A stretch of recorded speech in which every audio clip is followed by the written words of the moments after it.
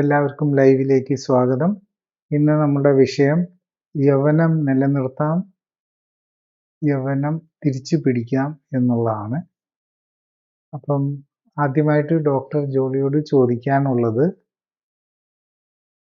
ഈ പ്രായം ആവുന്നത്, കൂടുന്നത്, അത് എങ്ങനെയാണ് ശാസ്ത്രം നമ്മളെ മനസ്സിലാക്കി തരും? ഓരോ ജീവിയും നമ്മൾ ഉണ്ടായിക്കഴിഞ്ഞാൽ മിക്കവാറും ചിലർക്കൊക്കെ പ്രായമാകുകയില്ലെന്നാണ്, അതിനൊരു അൺലിമിറ്റഡ് ലൈഫുണ്ട്. ജനറലി നമ്മൾ ഹ്യൂമൻ്റെ കാര്യം എടുത്തു കഴിയുമ്പോൾ നമ്മൾ ഒരു എഗ്ഗും സ്പേമും ചെയ്തൊരു ഫസ്റ്റ് സെല്ലുണ്ടാകുന്നു.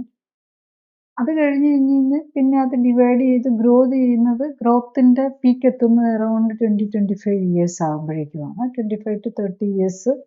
അത് 25 നമ്മൾ പീക്കെന്ന് എത്തുകയാണെങ്കിൽ അത് കഴിഞ്ഞ് കഴിഞ്ഞാൽ അത് കുറച്ച് നമ്മൾ മെയിൻറ്റെയിൻ ചെയ്യുന്നതനുസരിച്ചിരിക്കും. അത് ഡിറ്ററിയേറ്റ് ചെയ്യുമോ, എത്രയാണ് ഹെൽത്തുന്നത്, എത്രയാണെങ്കിലും നമ്മുടെ ബോഡി പ്രോഗ്രാംഡാണ്. ആ ജെനറ്റിക്സ് അനുസരിച്ചാണ് നമ്മളുടെ ബോഡി എന്താണ് ചെയ്യുന്നതെന്നുള്ളത് എല്ലാം വരുന്നത്. ഈ രണ്ട് എഗ്ഗിൻ്റെയും സ്പേമിൻ്റെയും അതിൻ്റെ ഒരു ജെനറ്റിക് മെറ്റീരിയലാണ് ഹോൾ തിങ് ഈസ് ഡിസൈഡിങ്. കാരണം ഹ്യൂമൻ ബോഡി എന്ന് പറഞ്ഞു കഴിഞ്ഞാൽ ഒരു കെമിക്കൽ ഫാക്ടറിയാണ്. അതിൻ്റെ ആ കോഡിങ് നമ്മളുടെ ജെനറ്റിക്സിലാണ് ഇരിക്കുന്നത്. അപ്പോൾ ഡേ സ്റ്റാർട്ട് ചെയ്യുന്ന അന്ന് മുതൽ അതിൻ്റെ ഏജിങ് കൂടുകയാണ് ശരിക്കും. ഇൻ എഫക്റ്റ് നമ്മൾ ഈ 25 ഇയേഴ്സ് വരെയുള്ള വളർച്ചാ കാലം എന്ന് പറയുന്നത് വി ആർ ബിക്കമിങ് ഏജിങ്. അത് നമ്മൾ 1 വയസ്സുള്ള കൊച്ചിനെ അല്ലല്ലോ നമ്മൾ 2 വയസ്സിൽ കാണുന്നത്. 2 വയസ്സുള്ളതല്ല 10 വയസ്സാകുമ്പോൾ. അപ്പോൾ അത് ആ ഏജിങ്ങിൻ്റെ ഡിഫറൻസ് ആണ്. ഏജിങ് അവിടെ നടക്കുകയാണ്. അല്ലാതെ ഏജിങ് ആ ഫസ്റ്റ് സെല്ലിൽ മുതൽ ഏജിങ് തുടങ്ങി നമ്മൾ അഡൾട്ട് ആകുമ്പോഴേക്കും ഒരു ഹാഫ് സെല്ല് വെച്ച് ഒരു സിംഗിൾ സെല്ല് ഉണ്ടാകുന്നു. അതിൽ നിന്ന് മൾട്ടിപ്ലൈ ചെയ്താണ് നമ്മൾ അറൗണ്ട് 50 ട്രില്യൺ സെൽസ് ഉള്ള അഡൾട്ട് ബോഡി എത്തുന്നത്. പിന്നെ അത് മെയിൻറ്റെയിൻ ചെയ്യുന്നതനുസരിച്ച് വരും ഡിറ്റീരിയേഷനും, പ്രായമാകലും, വാർദ്ധക്യം എന്നൊക്കെ പറയുന്നത് അതിൻ്റെ ഡിറ്റീരിയേഷൻ സ്റ്റേജിലാണ് വരുന്നത്. ഈവൻ ഈ ഡിറ്റീരിയേഷൻ സ്റ്റേജ് തന്നെ ഇപ്പോഴത്തെ ലേറ്റസ്റ്റ് സ്റ്റഡീസ് കാണിക്കുന്നത് നമ്മളുടെ യൂട്രസിൽ തന്നെ വെച്ച് തുടങ്ങുന്നു എന്നുള്ളതാണ്. ഇപ്പം നമ്മളുടെ മെറ്റബോളിക് ഡിസോർഡേഴ്സ് അതിൻ്റെയൊക്കെ തുടക്കം വരുന്നത് തന്നെ യൂട്രസിൽ തന്നെയാണ്. അവിടെ കിട്ടുന്ന എൻവിറോൺമെൻറ്റ്, യൂട്രസിൽ മുതൽ ആ സെല്ലിൻ്റെ ജെനറ്റിക്സ്, എഗ്ഗിൻ്റെയും സ്പേമിൻ്റെയും ജെനറ്റിക്സ്, പിന്നെ ഗർഭാശയത്തിൽ വെച്ച് കിട്ടുന്ന ന്യൂട്രീഷനും ടോക്സിൻസും എല്ലാം, പിന്നെ പുറത്ത് വന്നാലും നമുക്ക് കിട്ടുന്ന ന്യൂട്രീഷൻ, ടോക്സിൻസ്, ആക്ടിവിറ്റീസ് നമ്മൾ ചെയ്യുന്ന ഇതിനെല്ലാം അനുസരിച്ചായിരിക്കും നമ്മളുടെ ആ ലൈഫ് സ്പാൻ എന്ന് പറയുന്നത് പോകുന്നത്. അത് ചിലരിൽ ആക്സിലറേറ്റഡ് ഏജിങ് വരാം. അപ്പോൾ നമുക്ക് നല്ലൊരു സാഹചര്യങ്ങൾ കിട്ടിയില്ല, ഭക്ഷണം ഇല്ല, ടോക്സിൻസ് കൂടുതലാണ്, അവിടെ ആക്സിലറേറ്റഡ് ഏജിങ് കിട്ടി അതിന് ഒരു വ്യക്തിക്ക് ആകാവുന്ന ഹെൽത്തിൻ്റെ പ്രൈം എടുക്കാൻ പറ്റാതെ വരും. അങ്ങനെ വരുമ്പോൾ അല്ലാത്ത നല്ല കറക്റ്റായിട്ട് കിട്ടിയാൽ നമുക്കൊരു എക്സ്പെക്റ്റഡ് ഒരു ഏറ്റവും ബെസ്റ്റ് ഏജിങ്ങും അതിലേക്ക് പോവാം. അല്ലാത്തവർക്ക് ചിലപ്പോൾ അതിന് മുമ്പേ മുരടിച്ചു പോവുക. അപ്പം നമുക്ക് ചെടികൾ കാണാമല്ലോ, വളർച്ച മുരടിച്ചു പോകുന്ന ചെടിയുണ്ട്, അസുഖം വന്ന് നേരത്തെ കരിഞ്ഞു പോകുന്നതുണ്ട്. അതുപോലെ അല്ലാതെ വന്ന് നന്നായിട്ട് വളർന്നു നിന്ന് ഓൾഡ് അതിൻ്റെ കാലഘട്ടം, അതിൻ്റെ ആ ലൈഫ് സ്പാൻ മൊത്തം, അതിൻ്റെ ആ പ്രോഗ്രാംഡ് ലൈഫ് സ്പാൻ മൊത്തം കഴിഞ്ഞ് പോകുന്നതും ഉണ്ടാവും. പൊതുവെ ഇങ്ങനെ ഒരു ധാരണയുണ്ട്, ഒരു പ്രായം വരെ നമ്മൾ വളർച്ചയായിട്ടാണ് കാണുക, അത് കഴിഞ്ഞാൽ പിന്നെ പ്രായം കൂടുന്നതായിട്ട്, ഏജിങ് ആയിട്ട്, വാർദ്ധക്യം അങ്ങനെ നീങ്ങുന്നതായിട്ടാണ് കാണുന്നത്. ശരിക്കും ഈ വളർച്ചയുടെ കാലവും പിന്നെ അത് കഴിഞ്ഞിട്ടുള്ള ഒരു കാലവുമായിട്ട് അങ്ങനെ ഒരു വേർതിരിവ് ശരിക്കും ഉണ്ടോ? ഡെഫിനറ്റ്ലി. കാരണം നമുക്ക് ബയോളജിക്കലി, അല്ലാതെ നമ്മുടെ ജീവശാസ്ത്രപരമായിട്ട് നോക്കിയാലും ഈ ഒരു കുഞ്ഞിൻ്റെ വളർച്ചയിൽ വരുന്ന ആ ഒരു കുട്ടിയായിരിക്കുമ്പോൾ ഉള്ളത്, ടീനേജ് ആയിരിക്കുമ്പോൾ ഉള്ളത്, അഡൾട്ട് ആയിരിക്കുമ്പോൾ ഉള്ളത്, ഈവൻ ഹോർമോൺസ് തന്നെ വ്യത്യാസമായിരിക്കും. ഇപ്പം നമ്മൾ ചെറുതായിരിക്കുമ്പോൾ ഗ്രോത്ത് ഹോർമോൺ എന്ന് പറഞ്ഞ ഹോർമോൺ ഉണ്ട്. പിന്നെ ടീനേജ് ഗ്രോത്തിലേക്ക് വരുമ്പോൾ ഈ ഗ്രോത്ത് ഹോർമോണിൻ്റെ തന്നെ അളവ് വീണ്ടും കൂടുന്നുണ്ട്. അതുപോലെ അതിനൊപ്പം തന്നെ സെക്ഷൽ ഡെവലപ്മെൻറ്റിന് വേണ്ട ഹോർമോൺസ് എക്സ്പ്രസ്ഡ് ആകും. പിന്നെ അത് കഴിഞ്ഞ് കഴിഞ്ഞാൽ യൂത്ത് 25 വയസ്സ് 25 വയസ്സൊക്കെ ആണല്ലോ നമ്മൾ യൂത്ത് എന്ന് പറയുന്നത്. ആ സമയത്തുള്ള ഹോർമോൺസ്, റീപ്രൊഡക്റ്റീവ് ഹോർമോൺസും അങ്ങനത്തേനൊക്കെ ഒരു പാറ്റേൺ ഉണ്ടാകും. പിന്നെ അങ്ങനത്തെ റീപ്രൊഡക്ഷൻ കുറയുന്നതനുസരിച്ച് അതിൻ്റെ ആ പാറ്റേണിന് വ്യത്യാസം വരും. മെനപ്പോസ് ആയി കഴിയുമ്പോഴേക്കും ചില ഹോർമോൺസ് കൂടും, ചില ഹോർമോൺസ് കുറഞ്ഞു പോകും. അങ്ങനെ ഇതെല്ലാം കെമിക്കലി ആൻഡ് പ്രോഗ്രാംഡ് ആണ് നമ്മുടെ ബോഡി. ആ പ്രോഗ്രാം ചെയ്തിരിക്കുന്നതിൻ്റെ ബെസ്റ്റ് റിസൾട്ട് കിട്ടുക എന്നുള്ളതാണ് നമ്മളെ കൊണ്ട് നമുക്ക് ലൈഫിൽ നമ്മൾ ഹെൽത്ത് മെയിൻറ്റെയിൻ ചെയ്യുക, ഹെൽത്ത് ബെസ്റ്റാക്കി നിർത്തുക എന്നൊക്കെ പറയുന്നത് നമ്മളുടെ ആ പ്രോഗ്രാമിൽ അതിനകത്ത് ചില ഇപ്പം ചിലർക്കാണെങ്കിൽ ഡയബറ്റീസിൻ്റെ ജീൻ പോലെ പേരൻസിനുണ്ടെങ്കിൽ അവർ ഡയബറ്റിക് ടെൻഡൻസി ഉണ്ടാവും, അല്ലെ ക്യാൻസർ ടെൻഡൻസി ഉണ്ടാവും, അല്ലെങ്കിൽ ഓട്ടോഇമ്യൂൺ ഡിസീസ് റുമാറ്റിസത്തിന് ടെൻഡൻസി ഉണ്ടാവും. അതിനെ മറികടക്കാനായിട്ട് നമ്മൾ ഏറ്റവും ബെസ്റ്റ് അറ്റ്മോസ്ഫിയർ കൊടുത്ത് നമ്മളുടെ ഹെൽത്ത് മെയിൻറ്റെയിൻ ചെയ്യുക എന്നുള്ളതാണ് നമ്മൾ പ്രാക്ടിക്കലി നമുക്ക് ചെയ്യാൻ പറ്റുന്നത്. ഈ ഭക്ഷണത്തിന് ശരിക്കും പറഞ്ഞാൽ ഈ പ്രായം വാർദ്ധക്യം തിരിച്ചു പിടിക്കാൻ, ദാറ്റ് ഈസ് യൗവനം തിരിച്ചു പിടിക്കാനായിട്ട് എത്രമാത്രം ഇമ്പോർട്ടൻസ് ഉണ്ട്? നമ്മൾ പഴയ കാലത്ത് നമ്മൾ ആയുർവേദത്തിലൊക്കെ കായകൽപ്പ ചികിത്സ എന്നൊക്കെ പറയുമല്ലോ. ഇപ്പം ചിലതരം മരുന്നുകളൊക്കെ വെച്ചിട്ട് ഒരു യൂട്രസ് പോലെയുള്ള ഒരു ഗർഭഗൃഹത്തിലിരുന്ന് 3 months 6 months അങ്ങനത്തെയൊക്കെ ട്രീറ്റ്മെൻറ്റുകളൊക്കെ ഉള്ളതായിട്ടൊക്കെ നമ്മൾ കേട്ടിട്ടുണ്ട്. അപ്പോൾ അത് കഴിയുമ്പോഴേക്കും തിരിച്ചു വരും ഇതാകുന്ന പോലെയൊക്കെ ബെറ്റർ ഹെൽത്തിലേക്ക് വരും, യൗവനം തിരിച്ചു വരുന്നു എന്നൊക്കെയുള്ളത്. പക്ഷെ നമ്മളുടെ അതിൽ ഇപ്പം ജരാനരകൾ ബാധിച്ച് മുടിയൊക്കെ കറുത്തുപോയി ഇതൊക്കെ തിരിച്ചു വരുമോ എന്നുള്ളത് നമുക്കറിയില്ല. പക്ഷെ നമുക്ക് ഡെഫിനറ്റ്ലി ആക്സലറേറ്റഡ് ഏജിങ്ങിൻ്റെ ഫസ്റ്റ് സിംറ്റം എന്ന് പറയുമ്പോൾ നമുക്ക് രോഗങ്ങളാണ്, പ്രത്യേകിച്ച് ജീവിതശൈലി രോഗങ്ങൾ, ഡയബറ്റിസ്, ഹൈപ്പർ ടെൻഷൻ, കൊളസ്ട്രോള്, ഇത്തരം രോഗങ്ങൾ, ഒബേസിറ്റി, ഇതെല്ലാം ഉള്ളവർക്ക് ആക്സലറേറ്റഡ് ഏജിങ് വരികയാണ് ചെയ്യുന്നത്. അതായത് നമുക്ക് നമ്മുടെ കലണ്ടർ, അതായത് നമ്മുടെ ഏജ് എന്ന് പറയുന്നത് നമ്മുടെ കലണ്ടർ ഏജാണ്, നമ്മളുണ്ടായ ഡേറ്റ് മുതലുള്ള. പക്ഷെ ബോഡിയുടെ ഏജ് അതിലും കൂടുതലായിരിക്കും പലർക്കും. പിന്നെ ബോഡിയുടെ മൊത്തമായിട്ടുള്ള ഒരു ഏജും ഉണ്ട്, പിന്നെ ഓർഗൻ വൈസ് ഉണ്ട്. ഇപ്പം കിഡ്നി ഫെയിലിയർ എന്നുള്ള ആൾക്ക് ബാക്കി ബോഡിയിൽ ഏജ് അത്ര ആയിട്ടില്ലെങ്കിലും കിഡ്നി ഫെയിലിയർ വന്ന ഒരാളുടെ കിഡ്നിയുടെ ഏജ് കൂടിപ്പോയിട്ടുണ്ടാവും. പിന്നെ ബ്ലഡ് വെസൽസിൻ്റെ ഏജ്, ഹാർട്ടിൻ്റെ ഏജ്, അങ്ങനെ ഓർഗൻ വൈസ് ഒരു ഏജിങ് ഉണ്ട്. അതുകൂടാതെ ഹോൾ ബോഡിയുടെ ഏജിങ് ഉണ്ട്. പക്ഷെ ഏതെങ്കിലും ഒരു ഓർഗന് ഡാമേജ് വന്നിട്ടുണ്ടെങ്കിൽ ഡെഫിനറ്റ്ലി മൊത്തത്തിനെയും കൂടി അത് ബാധിക്കും, പ്രത്യേകിച്ച് ബ്ലഡ് വെസൽസിന്. അതുപോലെ എക്സ്ക്രീറ്ററി ഓർഗൻസ്, ഇൻഡസ്റ്റൈനൽ ഡാമേജ് വന്ന അല്ലെങ്കിൽ ഇൻഡസ്റ്റൈനൽ അസുഖങ്ങൾ വന്നിരിക്കുന്ന സീലിയാക് ഡിസീസ് അല്ലെങ്കിൽ ക്രോൺസ് ഡിസീസ്, ഇതൊക്കെ വന്നിരിക്കുന്നവർക്ക് ഡെഫിനറ്റ്ലി അവരുടെ അബ്സോർപ്ഷനും അങ്ങനത്തെ കാര്യങ്ങൾ ഒക്കെ അഫക്റ്റ് ചെയ്യും. അപ്പം ആ രീതിയിലുള്ള, അപ്പം മൊത്തത്തിൽ അതായത് ഇൻഡസ്റ്റൈനൽ ഡൈജസ്റ്റീവ് സിസ്റ്റത്തിന് ഒരു ഡാമേജ് വന്നാൽ എക്സ്ക്രീറ്ററി സിസ്റ്റമായിട്ടുള്ള കിഡ്നി, ലിവർ, അതുപോലെ സ്കിന്നിനൊക്കെ ഡാമേജ് വന്നു കഴിഞ്ഞാൽ ഡെഫിനറ്റ്ലി അത് ഹോൾ ബോഡിയെ ബാധിക്കും. അതുപോലെ രക്തക്കൊഴലുകൾക്കും ഹാർട്ടിനും വരുന്നത് ഹോൾ ബോഡിയെ ബാധിക്കും. അതുപോലെ ബ്രെയിനിന് വന്നു കഴിഞ്ഞാൽ ഹോൾ ബോഡിയെ ബാധിക്കും. സോ ഇതെല്ലാം ഇൻ്റർ കണക്റ്റഡ് ആയിട്ടും കൂടെയാണ് നിൽക്കുന്നത്. അപ്പം അതാണ് നമ്മളുടെ ഏജിങ്ങിൻ്റെ ഒരു ഫാക്ടർ വരുന്നത്. ഇതിൽ ഏതെങ്കിലും ഒരു സിസ്റ്റത്തിന് വന്നിട്ടുണ്ടെങ്കിൽ തന്നെ അത് മറ്റുള്ള സിസ്റ്റത്തിനെ മൊത്തത്തിൽ ഡാമേജ് ചെയ്ത് പോകും. അപ്പം നമ്മൾ ഹോൾ ബോഡിയെ ഒരു ഇതാക്കി അവർക്ക് വേണ്ട എല്ലാം കറക്റ്റ് ചെയ്ത് കൊണ്ടുപോവുക. അവരുടെ ആ ജെനറ്റിക്സ് നമുക്ക് കിട്ടിയിരിക്കുന്ന പ്രീ പ്രോഗ്രാംഡ് എന്ന് പറയുന്നത് ജെനറ്റിക്സ് ആണ്. അതിന് വേണ്ട ഏറ്റവും ബെസ്റ്റ് അറ്റ്മോസ്ഫിയർ കൊടുക്കുക എന്നുള്ളതാണ് നമുക്ക് ചെയ്യാൻ പറ്റുക. ഈ ഇങ്ങനെ പ്രായം കൂടുന്നത് അമിതമായിട്ട് ഇങ്ങനെ കൂടുന്നതായിട്ട് ഉള്ള കാര്യം ഇപ്പം പറഞ്ഞല്ലോ. അത് ശരിക്കും പറഞ്ഞാൽ അവരുടെ ആക്ച്വലായിട്ടുള്ള കലണ്ടർ പ്രായം വെച്ച് നോക്കുമ്പോൾ അതിലും കൂടുതലായിട്ട് അങ്ങനെ കാണാറുണ്ടെന്ന്. അതെങ്ങനെയാണ് തിരിച്ചറിയുന്നത്? ഇപ്പം അതിനൊക്കെ നമുക്ക് ഇതൊക്കെ കമ്പ്യൂട്ടർ ബേസ്ഡ് കാൽക്കുലേഷൻസ് ഉണ്ട്, ബേസിക്കലി കാൽക്കുലേഷൻസ്. ഇപ്പോൾ നമ്മൾ കമ്പ്യൂട്ടറിൽ ഫീഡ് ചെയ്ത് കഴിയുന്നുള്ള ബേസിക്കലാണ് അതിനുള്ള ഇൻസ്ട്രുമെൻസും അവൈലബിൾ ആണ്. അതിൽ എക്സാക്റ്റ് കിട്ടാൻ വേണ്ടിയിട്ട് കുറച്ച് ഹയർ ഇതുണ്ട്, പക്ഷെ അതിനൊക്കെ മിക്കവാറും റേഡിയേഷൻ, എക്സ്റേ ഒക്കെ യൂസ് ചെയ്ത് ഡെക്സ എന്നൊക്കെ പറഞ്ഞതൊക്കെ ഉണ്ട്. അതൊന്നും അത്രയധികം യൂസ് ചെയ്യുന്നില്ല, കാരണം എന്താണെന്ന് വെച്ചാൽ അതിനൊക്കെ റേഡിയേഷൻ ഹസാർഡ്സും ഒക്കെ ഉണ്ട്. പക്ഷെ ഇപ്പം നമുക്ക് കുറച്ചും കൂടി അഡ്വാൻസ്ഡ്, കുറച്ചും കൂടെ ആക്യുറസിയുടെ കാര്യത്തിൽ അത്ര പെർഫെക്റ്റ് നമുക്ക് പറയാൻ പറ്റില്ല. പക്ഷെ ഇതിനൊന്നും അത്ര ആക്യുറസി നമുക്ക് ഓവറോൾ അറിഞ്ഞാൽ മതിയല്ലോ. അപ്പോൾ അത് നമ്മളുടെ ബോഡിയുടെ കോമ്പോസിഷൻ മനസ്സിലാക്കി, അപ്പം അതിൽ യൂഷ്വലി ഇലക്ട്രിക്കൽ ഇംപെഡൻസ് മെക്കാനിസം എന്നാണ് പറയുന്നത്, അതിനുള്ള വളരെ ഈസി ആയിട്ടുള്ള എക്യുപ്മെന്റ്സും വലിയ ഒത്തിരി കോസ്റ്റ്ലി അല്ലാത്തതുകൊണ്ട് അതൊക്കെ റിപ്പീറ്റ് ചെയ്യാം. കാരണം അതിനകത്തൊരു സൈഡ് ഇഫക്റ്റ് വരുന്നില്ല. അപ്പം അത് വെച്ചിട്ട് നമ്മുടെ ബോഡി കോമ്പോസിഷൻ, നമ്മുടെ മസിൽ എത്രയുണ്ട്, ബോൺ എത്രയുണ്ട്, ഫാറ്റ് എത്രയുണ്ട്, ഇതൊക്കെ നമ്മളുടെ ഇലക്ട്രിസിറ്റി പാസ് ചെയ്യുന്നതിൻ്റെ കണക്കനുസരിച്ചാണ്. ഇപ്പം ജസ്റ്റ് ലൈക്ക് നമ്മുടെ ECG നോക്കുമല്ലോ, ഹാർട്ടിൻ്റെ മെക്കാനിസംസ് അറിയാൻ നമ്മൾ ECG നോക്കിയിട്ട് ചെയ്യല്ലേ. അതുപോലെ ബ്രെയിനിൻ്റെ ഇലക്ട്രിക്കൽ കണക്ടിവിറ്റി നോക്കാൻ നമ്മൾ EEG നോക്കുമല്ലോ. എന്നും പറഞ്ഞതുപോലെ നമ്മളുടെ ബോഡിയുടെ ഹോൾ ഇതറിയാൻ വേണ്ടിയിട്ട് ലൈറ്റ് ലീഡ്സ് വെച്ചുകൊണ്ടുള്ള ഒരു ടെക്നോളജിയാണ് അതിൽ യൂസ് ചെയ്യുന്നത്. അത് വെച്ച് നമുക്ക് അറിയാൻ പറ്റും നമ്മുടെ ഓവറോൾ എത്രയാണ് ഏജ് എന്നുള്ളത്.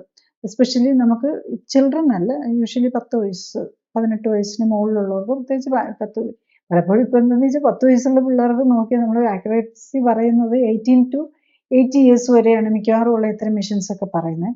പക്ഷെ നമ്മുടെ ഇപ്പോഴത്തെ 10 വയസ്സുള്ള വെച്ചിട്ട് നോക്കിയാൽ ചിലപ്പോൾ അവർക്ക് 25-35 ആയിരിക്കും അവരുടെ ബോഡി ഏജ്. അതുപോലെ 40 വയസ്സുള്ള ആളുടെ ചിലപ്പം 70 75 ആയിട്ടുണ്ടാവും.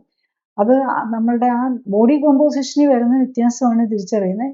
അതും നമ്മളുടെ അസുഖങ്ങളുമായിട്ട് ടാലി ചെയ്ത് പോകുന്നുണ്ടെന്നുള്ളതാണ്. അപ്പം ഞാൻ ഈ ഇത്തരം മെക്കാനിസംസ് ഞാൻ more than 10 years may be more than അത്ര നാളായിട്ട് യൂസ് ചെയ്യുന്നുണ്ട്. അപ്പം അത് നമുക്ക് ഫോളോ അപ്പിനും ഭയങ്കര ഈസിയാണ്. ആ പേഷ്യൻ്റ് നമുക്ക് ആ ഏജിങ്ങിൻ്റെ ഒക്കെ ചേഞ്ച് കാണുന്നത് നമുക്ക് അതൊക്കെ കാണുന്നതിന് നമുക്ക് പേഷ്യൻറ്റിനാണെങ്കിലും നമുക്ക് ട്രീറ്റിംഗ് ഡോക്ടർക്കാണെങ്കിലും ആ ചേഞ്ച് കാണാം. നമുക്ക് ആ നമ്മൾ ചെയ്യുമ്പോൾ അതിൻ്റെ ഇമ്പ്രൂവ്മെൻറ്റ്സ് വരണമല്ലോ, അത് നമുക്ക് കാണാനും പറ്റും എന്നുള്ളതാണ്. ഇപ്പം സാധാരണ നമ്മൾ കാണുന്നത് ഈ പ്രായമായിട്ട് ഉള്ളവർക്ക് പ്രായം കുറയ്ക്കാനായിട്ട് ഏറ്റവും എളുപ്പം മുടി, നമ്മളുടെ ഇവിടെയാണെങ്കിൽ മുടി കറുപ്പിക്കുക എന്നുള്ളതാണ്. അപ്പം മുടി കറുപ്പിക്കുക എന്നുള്ളതാണ് ആദ്യത്തെ സ്റ്റെപ്പായിട്ട് ചെയ്യുക. പിന്നെ പറ്റുമെങ്കിൽ ഈ പറഞ്ഞ പോലെ എന്തെങ്കിലും കോസ്മെറ്റിക്സ്, മേക്കപ്പ് പോലത്തെ അങ്ങനത്തെ കാര്യങ്ങളൊക്കെ ആണുങ്ങളുടെ കേസിൽ കുറവായിരിക്കും. പക്ഷെ പല സിനിമാക്കാർക്കൊക്കെ ആണെങ്കിലായിരിക്കും കൂടുതലും വരിക. പക്ഷെ അല്ലാത്തവർക്കായിരിക്കും മറ്റേ ലേഡീസിനാണ് കോസ്മെറ്റിക്സ് വരിക.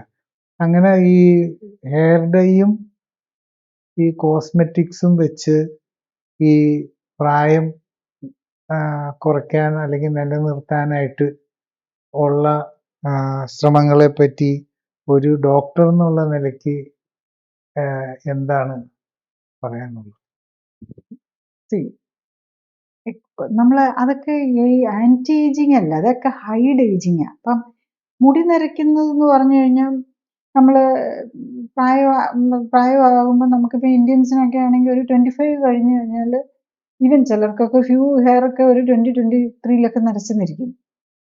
അത് നമ്മൾ എന്തായാലും കൊച്ചിലെ പിള്ളേർക്ക്, അതായത് ഒരു ബിഫോർ 25 ആണെങ്കിലും ഈവൻ ഇത് വരുമ്പോഴും നമ്മൾ നോക്കേണ്ട ന്യൂട്രീഷണൽ ഡെഫിഷ്യൻസി എന്തെങ്കിലും കൊണ്ടാണോ ഇത് നരയ്ക്കുന്നതെന്ന് നോക്കണം. ചില ന്യൂട്രീഷണൽ ഡെഫിഷ്യൻസി ഹെൽത്തിൻ്റെ ഭാഗമായിട്ട് നേരത്തെ മുടി നരയ്ക്കാം. അത് നമുക്ക് റിവേഴ്സ് ചെയ്യാൻ പറ്റും. ആ ന്യൂട്രീഷൻ കറക്റ്റ് ചെയ്ത് കഴിഞ്ഞാൽ അത് നമുക്ക് റിവേഴ്സ് ചെയ്യാൻ പറ്റും. പക്ഷെ അല്ലാത്തത് നമുക്കൊരു നാച്ചുറൽ ഏജിങ്ങിൻ്റെ ഇതുണ്ട്.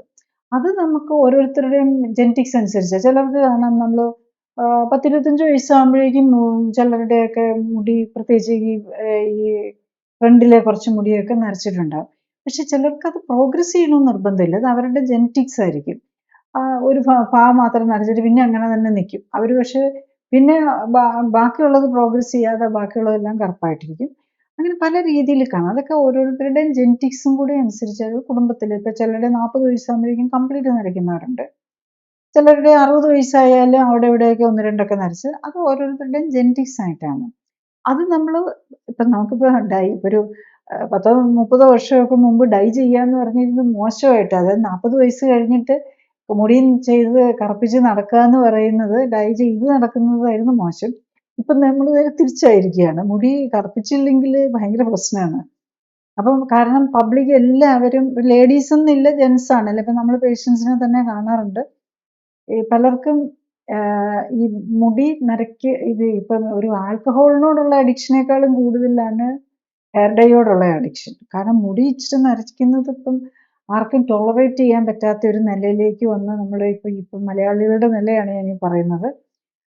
അതേസമയത്ത് വെസ്റ്റേൺ കൺട്രീസിലാണെങ്കിൽ പലരും ഉണ്ട് വെളുപ്പിച്ച് നിൽക്കുന്നവർ. അതായത് അവർക്ക് ആ പ്യോർ വൈറ്റ്, സിൽവർ ഹ്യോ എന്നൊക്കെ പറഞ്ഞുകൊണ്ട് ഇതുണ്ട്.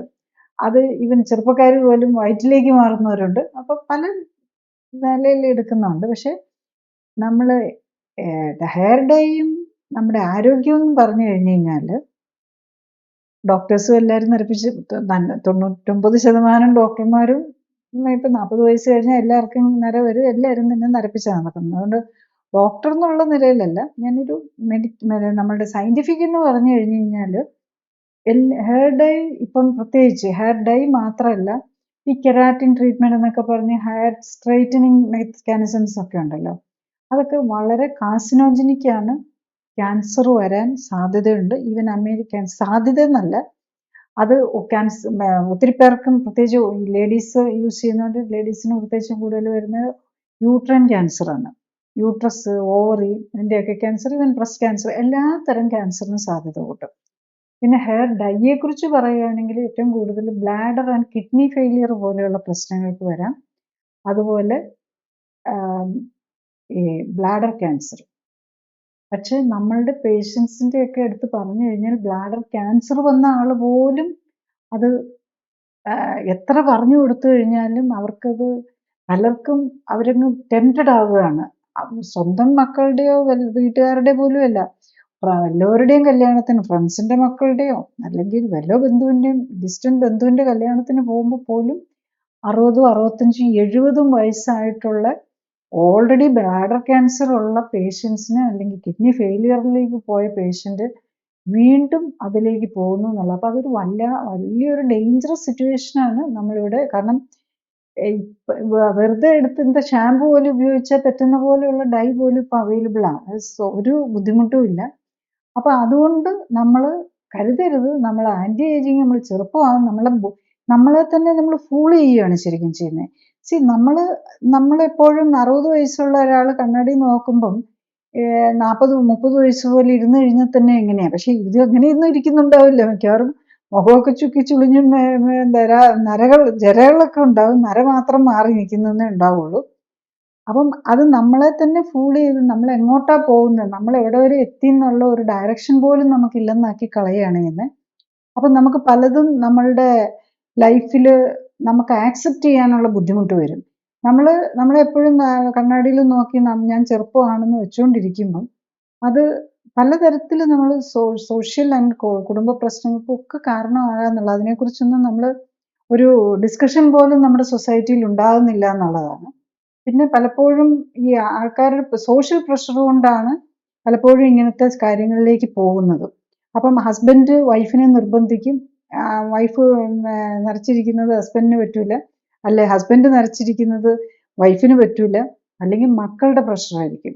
മക്കൾക്ക് അച്ഛനും അമ്മയൊക്കെ ഇങ്ങനെ നരച്ചൊക്കെ ഇരിക്കുന്നത് അവർക്കൊരു മോശമായിട്ട് തോന്നും. അതിൻ്റെ പേരിൽ അങ്ങനെ ഓരോരോ രീതിയിലാണ് ഓരോരുത്തരും ഇങ്ങനത്തെ കാര്യങ്ങളിലേക്ക് പോകുന്നത്. പക്ഷെ ഒരു കാര്യം നമ്മൾ ഓർക്കുക, മക്കളാണ് അച്ഛനും അമ്മയ്ക്കും ആരോഗ്യമാണ് വേണ്ടെങ്കിൽ അവർ ഡൈക്കും കോസ്മെറ്റിക് കാര്യങ്ങൾക്ക് നിർബന്ധിക്കാതിരിക്കുക.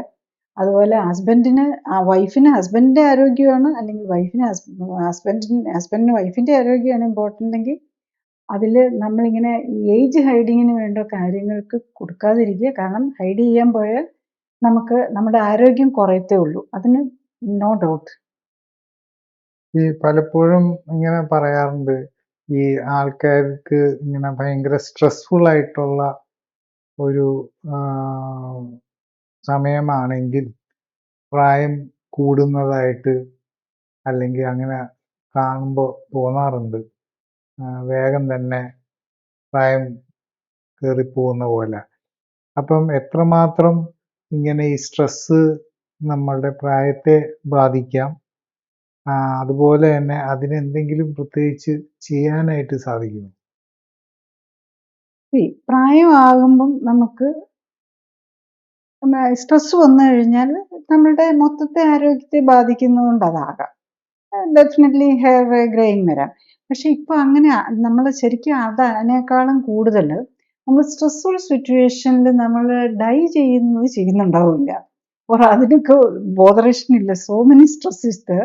സോ അത്ര വൃത്തിയായിട്ട് ഡൈക്കും ഒന്നും പുറകെ പോവില്ല, അത്രേ കാര്യമുള്ളൂ. അല്ലാതെ സ്ട്രെസ് കൊണ്ട് പെട്ടെന്ന് ഒരു ദിവസം ഞാൻ എന്തോ ഒരു ഒരു ഫേമസ് നോവലിസ്റ്റിന്റെ നോവലിൽ കണ്ടിരുന്നു. അവരെ ഒരാഴ്ച കൊണ്ട് ദിവസം കൊണ്ട് മുടിയെല്ലാം വൈറ്റ് ആയെന്ന്. ഒരാഴ്ച കൊണ്ടിൽ ഒരാളുടെ മുടി മൊത്തം വൈറ്റ് ആയാൽ അത് ഹെയർ ഡേ അയാൾ ഉപയോഗിച്ചിട്ടില്ലെന്നേ ഉള്ളൂ. അല്ലാതെ ഒരു ദിവസം കൊണ്ട് മൊത്തം ഹെയർ ഒന്നും, അല്ലെങ്കിൽ ഒരാഴ്ച കൊണ്ടോ ഒരു മാസം കൊണ്ടോ പോലും അങ്ങനെ പെട്ടെന്ന് മുടിയൊന്നും നരയ്ക്കുകയില്ല. അത് ഒരു ഗ്രാജുവൽ പ്രോസസ് ആയിട്ട് 1 2 എന്ന് അങ്ങനെ കൂടിയേ വരുള്ളൂ. അപ്പൊ അത് ആ സ്ട്രെസ് കൊണ്ട് അവർക്കിപ്പം ഒരു ഫാമിലിയിൽ ഒരു മരണമോ അല്ലെങ്കിൽ മറ്റു പ്രശ്നങ്ങൾ വന്നു കഴിയുമ്പോൾ അവരുടെ ആ ഹൈഡിങ് മെക്കാനിസം അവർക്ക് അതിന് വേണ്ടിയിട്ട് അവരതിന് ഇമ്പോർട്ടൻസ് പോയി. അതുകൊണ്ട് അവർ ഗ്രേ ആയിട്ടോ അല്ലെങ്കിൽ പ്രായം കൂടിയ പോലെ തോന്നുന്നതേ ഉള്ളൂ. അവരുടെ സ്ട്രെസ് ലെവൽ കൂടി. ഇപ്പം മുടിയുടെ നരയുടെ കാര്യത്തിലൊക്കെ മാത്രം എടുത്തു കഴിഞ്ഞാൽ പിന്നെ ഇപ്പം നമ്മൾ മേക്കപ്പ് ഒക്കെ ഇട്ട് എപ്പോഴും നടന്നിരുന്ന ആളെപ്പോഴും ഇപ്പം നമുക്ക് കാണാം. ഇപ്പം സിനിമക്കാരും സിനിമയിലെ ഫിലിം സ്റ്റാർസ് മാത്രമല്ല, നമ്മളുടെ കൂടെ ഉള്ള ആരെ നോക്കിയാലും നമുക്കറിയാം 70 നമുക്ക് തന്നെ അറിയാവുന്നവരുണ്ടാവും. 70 സോഷ്യലി ഒക്കെ വെൽ നോൺ ആയിട്ടുള്ളവരും ഒക്കെ 70 80 75 വയസ്സുള്ളവരൊക്കെ നല്ല പിച്ച് ബ്ലാക്ക് മുടിയായിട്ട് നടക്കുന്നുണ്ടാവും. അപ്പം അതുപോലെ നമ്മൾ ഈ ഫേസ് ക്രീം ഒക്കെ ഇട്ട്, ഫേസ് ക്രീം മാത്രമല്ല ഈ ചുളിവ് കുറയ്ക്കാനുള്ള ക്രീമുകളും ഒക്കെ ഇട്ടായിരിക്കും ഈവൻ ജെൻസ് ആണുങ്ങളാണെങ്കിലും നമുക്ക് നോക്കിയറിയാം, നമുക്കറിയാമല്ലോ ആൾക്കാരുടെ ഏജ്. അപ്പം അത് ഒരു കാലത്ത് അത് മോശമായിരുന്നു അങ്ങനെ നടക്കുന്നത്. പക്ഷെ ഇപ്പോൾ അങ്ങനെ നടന്നില്ലെങ്കിൽ, അങ്ങനെ ഈവൻ ലിപ്സ്റ്റിക്ക് ഒക്കെ ഇടുന്നത് എനിക്ക് തോന്നുന്നു ഒരു 10-40 വർഷം മുമ്പ് എൻ്റെയൊക്കെ നമ്മളൊക്കെ ഏജ്ഡ് ആണല്ലോ. അപ്പോൾ ആ ചെറുപ്പകാലത്തൊക്കെ നോക്കുമ്പോൾ അങ്ങനെയൊക്കെ നടക്കുന്നതായിരുന്നു മോശമായിട്ട്. ഈവൻ കല്യാണത്തിന്റെ ഒരുക്കത്തിന് പോലും ഓവറായിട്ടൊക്കെ ഇടാതെ വളരെ ജെന്റിലായിട്ട് ഇട്ടിട്ടില്ല എന്ന് തോന്നുന്ന പോലെ ലൈറ്റായിട്ടൊക്കെ ഇട്ടാണ്. പക്ഷെ ഇപ്പം അങ്ങനെയല്ല. ജസ്റ്റ് ടു ഷോ ദറ്റ് നമ്മളൊരു മോഡേൺ ആണെന്ന് കാണിക്കാൻ വേണ്ടി ഈ ലിപ്സ്റ്റിക് ഇട്ട് നടക്കുന്ന ഒരു കാലഘട്ടമാണിത്. പക്ഷെ ഒരു കാര്യം ഓർക്ക്, നമ്മുടെ ജീവിതശൈലി രോഗങ്ങൾ കൂടുവാണ്. ഇതെല്ലാം കെമിക്കലാണ്, ഇതെല്ലാം വിഷം തന്നെയാണ്. എത്ര കൂടിയ കമ്പനിയുടേതാന്ന് പറഞ്ഞു കഴിഞ്ഞാൽ വിഷാംശം തന്നെയാണ് ഇതിനകത്ത് വരുന്നത്. ലിപ്സ്റ്റിക് ഒക്കെ നേരെ ഉള്ളിലേക്ക് പോകും. അതുപോലെ നമ്മുടെ സ്കിന്നിൽ അപ്ലൈ ചെയ്ത് കഴിഞ്ഞാലും, നമ്മളുടെ ഹെയറിൽ അപ്ലൈ ചെയ്താലും ഇത് നമ്മളുടെ ഏറ്റവും ഫാസ്റ്റ് ഡിവൈഡിങ് അല്ലെ ഏറ്റവും രക്തയോട്ടമുള്ള സ്ഥലമാണ് ഹെയർ ഫോളിക്കിൾസ്. അപ്പൊ ഇത് നേരെ ഹെയർ ഫോളിക്കിളിലേക്ക് ഇറങ്ങും. അത് നമുക്കറിയാലോ, ക്യാൻസറിന് മെഡിസിൻ എടുത്തു കഴിഞ്ഞാൽ ആദ്യം ഹെയർ കൊഴിയായിരിക്കും ചെയ്യാം, മുടി പോകുന്നത്. അതുകൊണ്ടാണ് ഏറ്റവും ഫാസ്റ്റായിട്ട് ഡിവൈഡിങ് സെൽസ് ആണ്.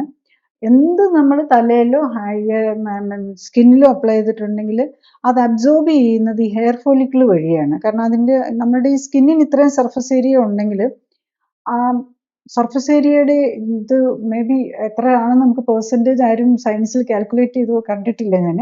പക്ഷേ ഇറ്റ് വിൽ ബി 10 ഒന്നും ആയിരിക്കില്ല, 100s ഓഫ് ടൈംസ് കൂടുതലായിരിക്കും. കാരണം ഈ സ്വെറ്റ് ഗ്ലാൻസിന്റെ ഏരിയാസ് വരും, ഹെയർ ഫോളിക്കിളിന്റെ ഏരിയ വരും. ഇതെല്ലാം കൂടെ വരുമ്പോൾ എന്തോരം ഹെയർ ഫോളിക്കിളാണ് നമ്മുടെ ഇതിലുള്ളത്. അപ്പം നമ്മുടെ 1 സെന്റിമീറ്റർ സ്കിന്നിൻ ഡെപ്തിൽ ആ 1 സെന്റിമീറ്ററിന് പകരം may be so many square centimetre ഏരിയയിലേക്കുള്ള അബ്സോർപ്ഷൻ ഏരിയ ഉണ്ടാവും. അതിലേക്ക് ഇത് അബ്സോർബ് ചെയ്തു പോകും. അപ്പം ഇതെല്ലാം നേരെ നമ്മുടെ സിസ്റ്റത്തിലേക്കാണ് ചെല്ലുന്നത്. അപ്പം ഇതിനകത്തൊന്നും ന്യൂട്രീഷൻ ഒന്നും ഉണ്ടാവില്ല. എന്തെങ്കിലും പേരിൽ വല്ല വൈറ്റമിനിയോ അങ്ങനെ എന്തെങ്കിലുമൊക്കെ ഉണ്ടെങ്കിലേ ഉണ്ടാവുള്ളൂ ഇങ്ങനത്തെ ഈ ലേപനങ്ങളിലെല്ലാം. പക്ഷെ 99.9% നമുക്ക് ബോഡിക്ക് വേണ്ടാത്ത, നമ്മുടെ ബോഡിയെ സംബന്ധിച്ചിടത്തോളം വേണ്ടാത്തതെല്ലാം ടോക്സിനാണ്. അത് നമ്മളെ ഡാമേജ് ചെയ്യും. ഈ ഹെയർ ഡൈ ഉപയോഗിക്കുന്ന ചിലര് എങ്കിലും പറയാറുണ്ട് അവരുടെ മുഖവും ഇങ്ങനെ കുറച്ച് കറുക്കുന്നതായിട്ട് കാണാറുണ്ടെന്ന്. അത് എന്തുകൊണ്ടാണ്?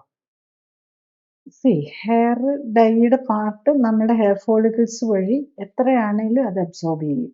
പിന്നെ ആരും അത്ര കെയർ ഒന്നും കൊടുക്കുന്നില്ല. അത് സ്കാൽപ്പിലെ സ്കിന്നിലും എല്ലാം ചേർന്ന് നമ്മളങ്ങ് തേച്ച് പിടിപ്പിക്കുകയായിരിക്കും. നമ്മൾ ബ്യൂട്ടി പാർലറൊക്കെ ചെയ്യുമ്പോൾ കാണാം, ഇങ്ങനെ മൊത്തം സ്കിന്നിലും ഒക്കെ തൊടുന്നുണ്ടാവും.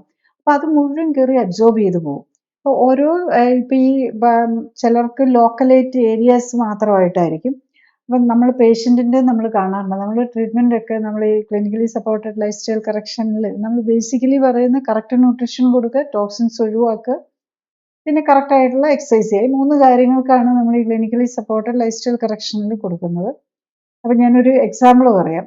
ഇപ്പോൾ ഒരു young man, I think he's around 50s or may be 45. അപ്പോൾ അദ്ദേഹത്തിന് സിവിയർ ഡയബറ്റിസ് ആണ്. വന്നു, നമ്മൾ ട്രീറ്റ്മെൻ്റ് ഒക്കെ എടുത്ത് ഡയബറ്റീസും എല്ലാം കുറഞ്ഞു, ഒക്കെ കറക്റ്റായി. അപ്പം ഐ തിങ്ക് 90 ഡേയ്സിൻ്റെ എന്തോ വിസിറ്റിന് വന്നപ്പം ഇദ്ദേഹത്തിന് മുഖം കണ്ടപ്പോഴേ മനസ്സിലായി, എനിക്ക് കാണുമ്പോൾ തന്നെ അറിയാമല്ലോ, മുഖം കറുത്തിട്ടുണ്ട്, മുടിയും കറുപ്പിച്ചിട്ടുണ്ട്, ഡൈ ചെയ്തതാ. അപ്പം പുള്ളി പറഞ്ഞു എൻ്റെ മുഖത്തെ ആ കളറ് ഒന്നും വന്നില്ല. അപ്പം ഞാൻ ചോദിച്ചു, ഇതിലും കഴിഞ്ഞ പ്രാവശ്യം വന്നപ്പോൾ ഇതിലും ഉണ്ടായിരുന്നല്ലോ, ഇപ്പം പിന്നെ എങ്ങനെ ഇത് കുറഞ്ഞു പോയത്? ഐ വാണ്ടഡ് അവർ തന്നെ പറയട്ടെ ഡൈ ചെയ്തേ. അപ്പം ഇല്ല, അത് മാത്രം ശരിയാകുന്നില്ല. അപ്പം വൈഫ് പറഞ്ഞു, അപ്പം ഞാൻ ചോദിച്ചു ഡൈ ചെയ്തായിരുന്നു, അതിന് മുമ്പ് അത് കഴിഞ്ഞിട്ടല്ലേ എന്ന് ചോദിച്ചു. അത് പറയുന്നില്ല, ഡൈ ചെയ്യുന്ന കാര്യം പിന്നെ പറയുന്നില്ല. അപ്പോൾ അപ്പം തന്നെ വൈഫ് പറഞ്ഞു, ഞാൻ പറഞ്ഞതാ ഡൈ ചെയ്യരുതെന്ന്. ആരുടെയോ കല്യാണം ഉണ്ടായിരുന്നു, ഡൈ ചെയ്ത് കഴിഞ്ഞിട്ട് പിറ്റേ 2 ദിവസം ആയപ്പോഴേക്കും മുഖം കറുത്തു. അത് പെട്ടെന്ന് വരണമെന്നില്ല, അതും നമ്മൾ ബ്ലഡിലേക്ക് അബ്സോർബ് ചെയ്യും, അത് കഴിഞ്ഞിട്ട് പതുക്കെ കൊണ്ടുപോയി ഡെപ്പോസിറ്റ് ചെയ്യും. അത് കിഡ്നിക്കോ ലിവറിനോ പ്രോബ്ലം ഉള്ളവർക്കാണെങ്കിൽ മോർ ഡാമേജിങ് ആയി മാറും. പിന്നെ ആർക്കെങ്കിലും അങ്ങനെ ഡൈ ചെയ്യണമെന്ന് നിർബന്ധം ഉണ്ടെങ്കിൽ അവർ സ്കിന്നിൽ തൊടാത്ത രീതിയിൽ, അല്ല ഷാമ്പു പോലെ ഹോൾ മുഖത്തും കയ്യിലേയും ചെസ്റ്റിലെയും എല്ലാത്തിൻ്റെ പരസ്യങ്ങൾ കാണാറുണ്ട്. എത്ര ഏരിയയിൽ കൂടുതൽ ഇടുന്നു അത്രയും യു ആർ ടേക്കിംഗ് ടോക്സിൻ. അപ്പം എത്ര നിർബന്ധമുണ്ട് സ്കിന്നിൽ തൊടാത്ത രീതിയിൽ ഏറ്റവും ഷോർട്ട് ടൈമിൽ നിൽക്കുന്നതും ഏറ്റവും കുറച്ച് കെമിക്കൽ ഉള്ളതുമായിട്ടുള്ളത് ഉപയോഗിക്കുക. അത് കഴിഞ്ഞാൽ ഏറ്റവും ഫാസ്റ്റായിട്ട് ഇത് വാഷ് ചെയ്ത് കളയുക. ദെൻ കൂടുതൽ വെള്ളം കുടിക്കുക. ഇടയ്ക്ക് അടുപ്പിച്ച് യൂറിൻ പാസ് ചെയ്യുക. യൂറിനകത്ത് നമ്മൾ വെള്ളം കുടിച്ച് നമ്മൾ ഇതിനകത്ത് സ്റ്റോർ ചെയ്യുന്നതനുസരിച്ച് ആ ടോക്സിൻ ചെന്നിട്ട് ബ്ലാഡറിലടിയും. ഈ ബ്ലാഡറിൽ അടിഞ്ഞ് ഇങ്ങനെ നടക്കുമ്പോൾ അത് ബ്ലാഡറിനും ക്യാൻസറിനുള്ള സാധ്യത കൂട്ടും. ഇതൊക്കെ എസ്റ്റാബ്ലിഷ്, ഞാൻ ജസ്റ്റ് ബ്ലൈൻഡായിട്ട് പറയുന്നതല്ല, ഇതെല്ലാം നമ്മൾ സ്റ്റഡീസ് നോക്കിയാൽ മതി. Hair dye and breast cancer, hair dye and bladder cancer, ഇതൊക്കെ അടിച്ചു നോക്കിയാൽ തന്നെ നമുക്കിപ്പോൾ എല്ലാം ഉണ്ടല്ലോ, ഫിംഗർ ടിപ്പിൽ കിട്ടുമല്ലോ. നമ്മൾ എല്ലാ സ്റ്റഡീസും ലോകത്ത് നടത്തിയിരിക്കുന്നതും നെറ്റിലുള്ളതും എല്ലാം കിട്ടും നമുക്ക്. ഇതൊക്കെ നമുക്ക് ക്ലിയർലി കാണാവുന്നതാണ്. ഇപ്പം ഈവൻ അമേരിക്കയിൽ ഒരു ക്യാമ്പയിൻ നടക്കുന്നുണ്ട് അഡ്വക്കേറ്റ്സിൻ്റെ. അതായത് ആർക്കൊക്കെ ബ്രസ്റ്റ് ക്യാൻസർ യൂട്രൈൻ ക്യാൻസർ വന്നവരെ എല്ലാം അവർ കോണ്ടാക്ട് ചെയ്യുകയാണ്. എന്നിട്ട് അവർ ഹെയർ സ്ട്രൈറ്റ്നർ യൂസ് ചെയ്തതിൻ്റെ പേരിലാണോ ഉണ്ടെങ്കിൽ കമ്പനീസിനെ സൂ ചെയ്യാൻ. അതിൽ ആക്ച്വലി സം ഓഫ് നമ്മളുടെ പല ഇന്ത്യൻ കമ്പനീസ് ഇവിടുന്ന് ഇങ്ങനത്തെ ഹെയർ സ്ട്രൈറ്റ്നേഴ്സ് ഒക്കെ അമേരിക്കയിലും യൂറോപ്പിലും ഒക്കെ ലീഡിങ് വിൽപ്പനക്കാരുണ്ട്. അവരും ഒക്കെ ഇപ്പം അണ്ടർ ഇതിലാണ്. എന്ത് സംഭവിക്കുമെന്ന് അറിയില്ല.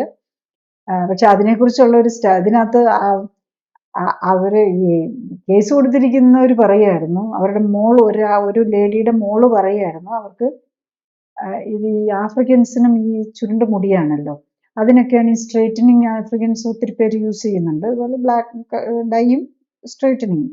അപ്പം ഈ ലേഡി എത്രയോ 40 വയസ്സിലോ 30 വയസ്സിലോ എന്തോ ചെയ്തു തുടങ്ങിയാൽ ഇതിൻ്റെ ക്യാൻസർ വന്നെന്ന് പറഞ്ഞിട്ടും അവർ ഈവൻ ടിൽ ഡെത്ത് അവരത് ചെയ്തുകൊണ്ടിരുന്നു എന്നുള്ളതാണ്. അപ്പം അവരുടെ ഡോക്ടർ പറയുക, അമ്മയ്ക്ക് മദർ സമ്മതിക്കുന്നില്ല ചെയ്യാതിരിക്കാൻ. സോ അത്തരം കാര്യം നമ്മൾ കരുതും ഫുഡിനോ അല്ലെങ്കിൽ ഡ്രഗ്സിന് മാത്രമാണ് അഡിക്ഷൻ ഉള്ളതെന്ന്.